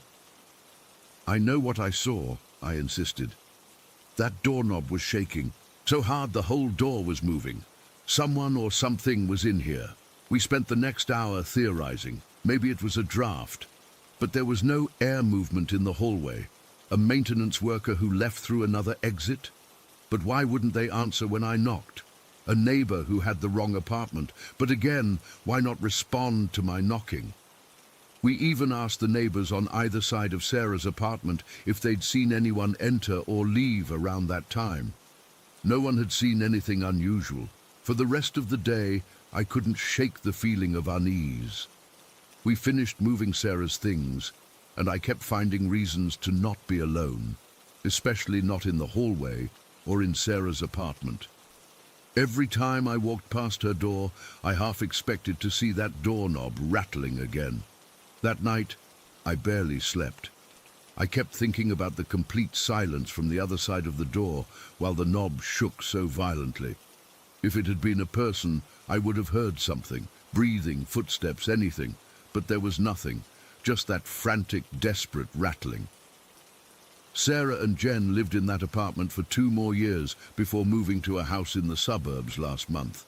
In all that time, they never experienced anything strange or unexplainable. No rattling doorknobs, no mysterious lockings, nothing out of the ordinary at all.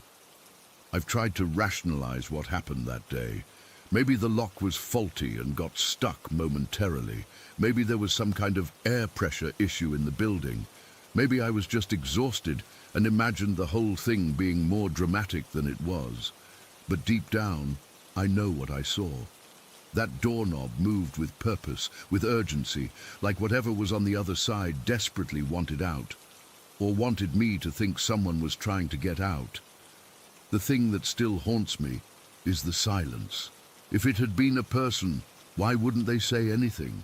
Why wouldn't there be any sound at all from the other side of that door while the knob was being manipulated so violently? I still live in the same building with my mom. Sometimes when I'm alone in the elevator or walking down an empty hallway, I get this creeping feeling up my spine like I'm being watched. And whenever I hear a doorknob turn now, I hold my breath for a second, half expecting it to start that frantic rattling again. It's been over a year, and I still can't explain what happened that day. None of us can. But sometimes I wonder if whatever was behind that door is still somewhere in this building, waiting behind some other locked door, silently rattling doorknobs when no one is supposed to be home. Story 19. I still can't sleep with the bathroom door open. It's been 7 years since we moved out of that house on the old Air Force base, but some habits you just can't break. My therapist says I should write this down, get it out of my system. Maybe someone here has experienced something similar and can tell me I'm not crazy. We moved into the house in the summer of 2014. It was this neighborhood of identical homes, all former military housing from the 70s that had been renovated and sold to civilians after the base downsized. The rent was cheap, which was perfect for us since my partner had just lost their job. The realtor mentioned something about the houses having character, but I just figured that was real estate speak for old. From day one, things felt off. Nothing major at first, just little things. Keys that would disappear and then show up in places we knew we hadn't left them. Lights that would turn on by themselves. The distinct feeling of being watched when I was home alone. I'd write it off as just being in a new place, trying to adjust to unfamiliar sounds and shadows. The first truly unexplainable thing happened about 3 weeks after we moved in. I was unpacking boxes in the spare bedroom when I heard what sounded like someone dragging furniture across the floor in the living room. My partner was at a job interview, so I knew I was alone. I called out, thinking maybe they had come home early, but no answer. When I went to check, nothing had been moved, but the room was freezing cold. In August, in Texas, the air conditioner wasn't even running. Things escalated from there. We'd wake up to find all the kitchen cabinets open. Sometimes we'd hear what sounded like people having conversations in empty rooms, not clear enough to make out words, just the cadence of speech. Our dog refused to go down the hallway to the bathroom at night and eventually wouldn't even sleep downstairs. But the bathroom, that's where it was worst. That's where I first saw it. I was taking a shower one evening while my partner was working late. The bathroom would get super foggy because the ventilation was crap. I had just finished washing my hair when I noticed something odd about the medicine cabinet mirror across from the shower. There was a clear spot in the fog, as if someone had wiped it with their hand, a small circle about the size of a fist. As I stared at it, trying to figure out if I'd accidentally cleared it earlier, I saw movement in the reflection. A dark, slanted eye was peering through the clear spot at me. just the eye. No surrounding skin, no face, just this black, almond-shaped eye with no white part watching me. I screamed and nearly fell in the shower, yanking the curtain closed. When I worked up the courage to look again, the mirror was completely fogged over. I told myself I was seeing things. Stress, exhaustion, an overactive imagination, anything to explain it away. But deep down, I knew what I'd seen. About a week later, I was home alone again. My partner had gone to visit their parents for the weekend, and I was catching up on some work in the living room. Around 10 at night, I heard what sounded like scuffling coming from upstairs, followed by voices I didn't recognize, whispers that seemed to come through the vents. Not words exactly, more like the sound of someone trying to talk while keeping their voice down. I grabbed a baseball bat from the closet and went to investigate. The upstairs was empty, as I knew it would be, but as I started back down the hallway toward the stairs, I saw it standing by the bathroom door. I can't adequately describe what I saw, but I'll try.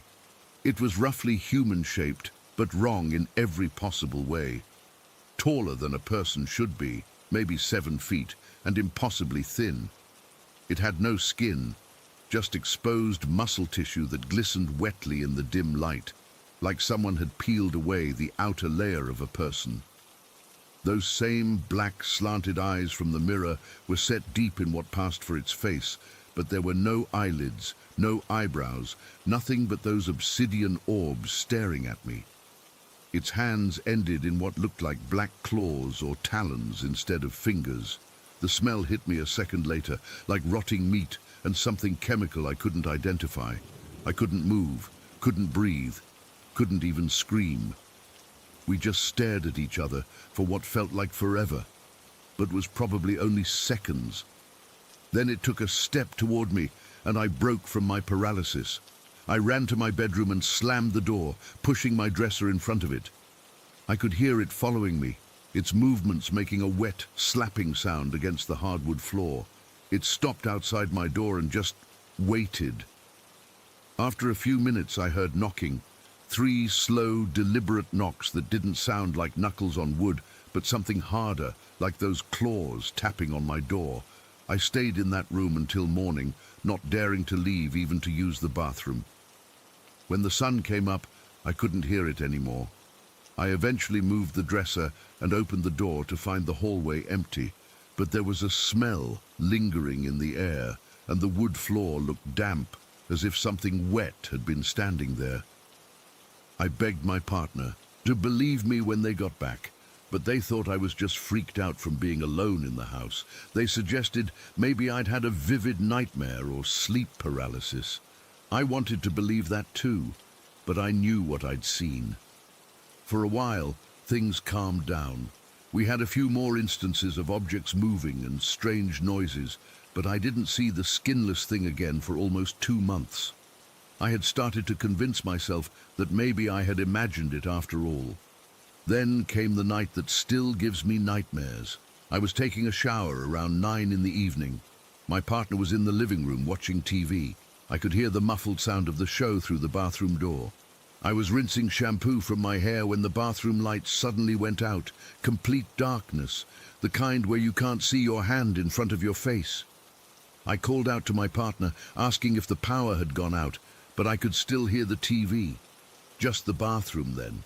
I was about to pull back the shower curtain to try to feel my way to the door when I felt it. Warm breath on the back of my neck. I froze. Someone, something, was in the shower with me. I could hear breathing that wasn't mine, feel the presence of something standing right behind me. The air grew thick with that same rotting meat smell. I couldn't see anything in the pitch black, but I knew it was there. Suddenly, the lights flickered back on. I spun around, but the shower was empty. Relief flooded through me for about half a second, until I looked at the mirror across from the shower. The mirror should have been completely fogged over from the hot water. Instead, there was a large, clear area, as if someone had wiped away the condensation with their hand. And in that clear spot, I could see the reflection of the thing standing behind me in the shower. Those black eyes were staring at me through the reflection. I could see now that its mouth looked wrong, like it had been sewn shut at some point, but the stitches had rotted away, leaving just holes where the thread had been. The exposed muscle of its face moved in what might have been a smile. I watched, paralyzed, as it slowly raised one of those clawed hands in the reflection and reached toward my shoulder. I felt the physical touch on my skin near my neck, cold and wet, like raw meat being pressed against me. That broke my paralysis.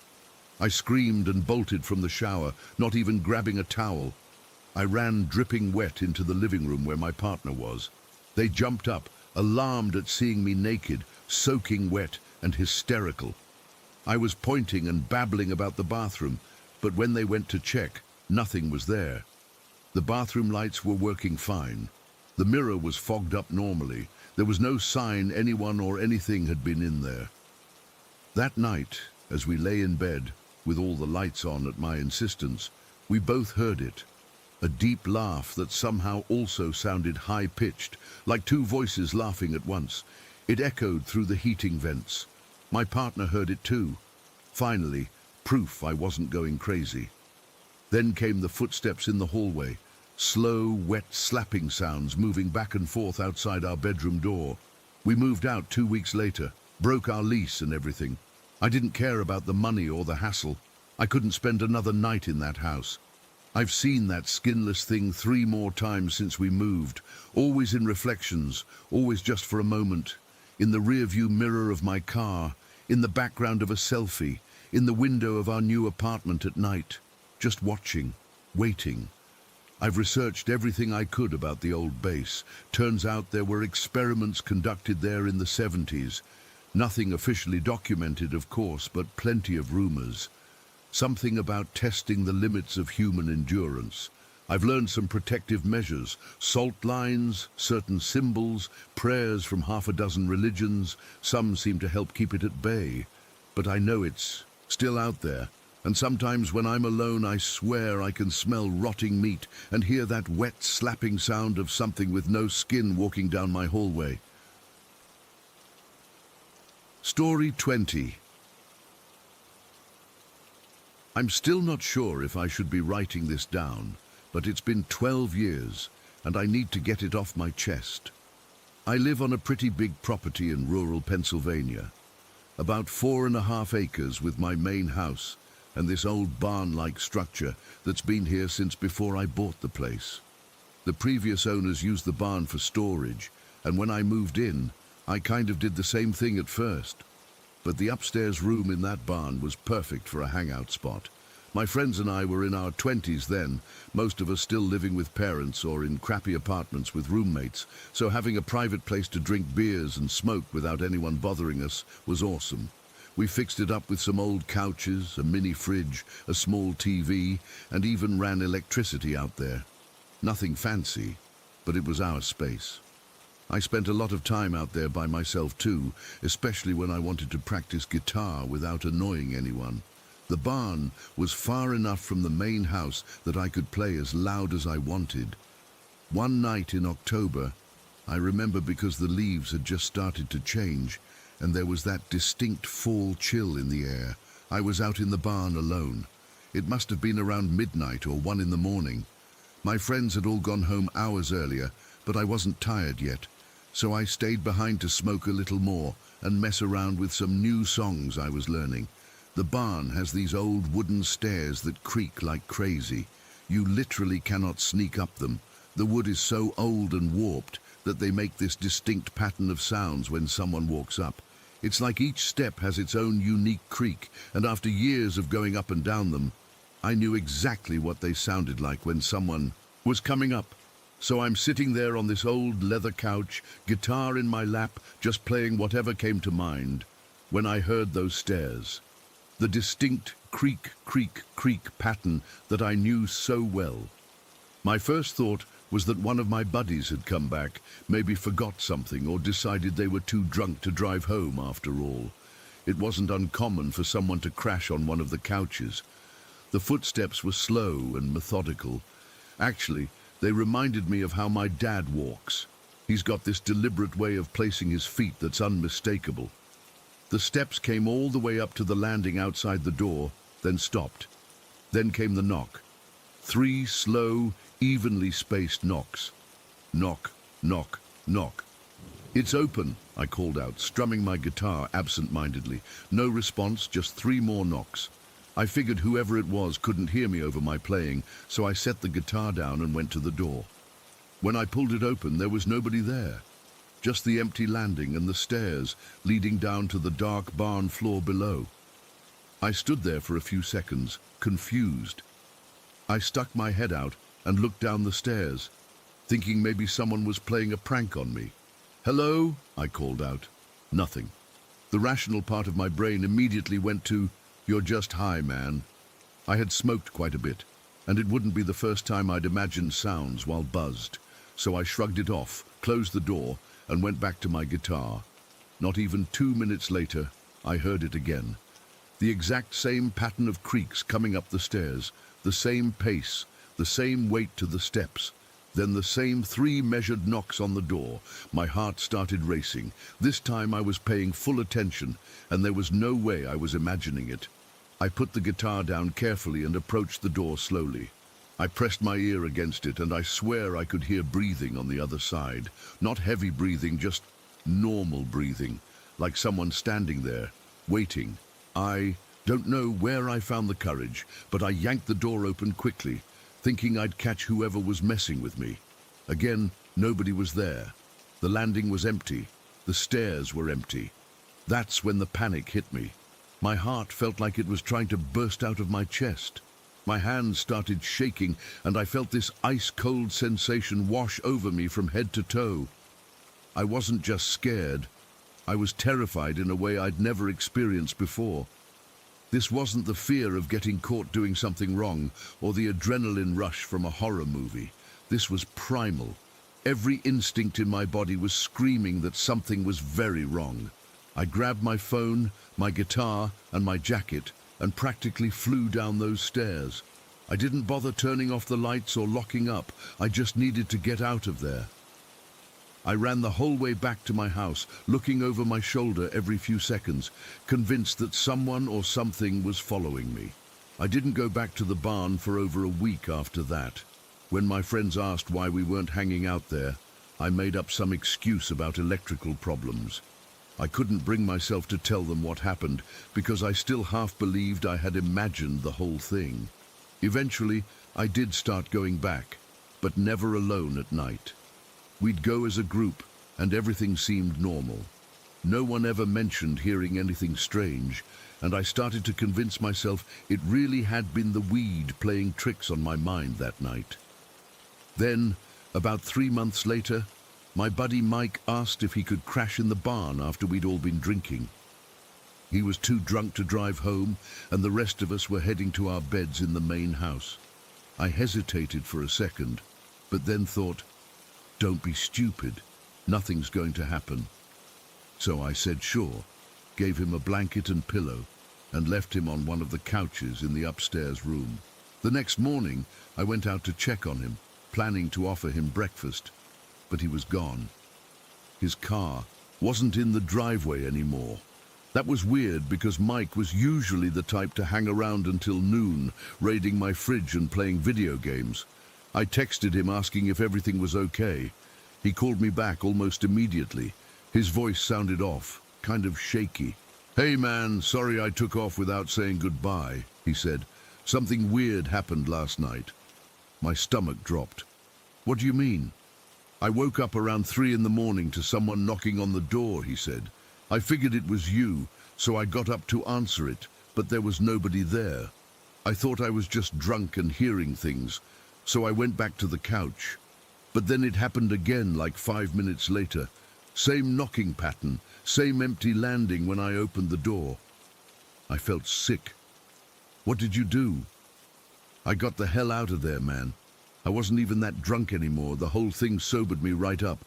I just grabbed my stuff and left. I probably shouldn't have driven, but there was no way I was staying in that room." After Mike told me about his experience, I started asking around subtly to see if anyone else had experienced anything in the barn. Turns out 3 other friends had similar stories. Jeff said he'd heard footsteps while we were all hanging out one night, but assumed it was someone going to the bathroom.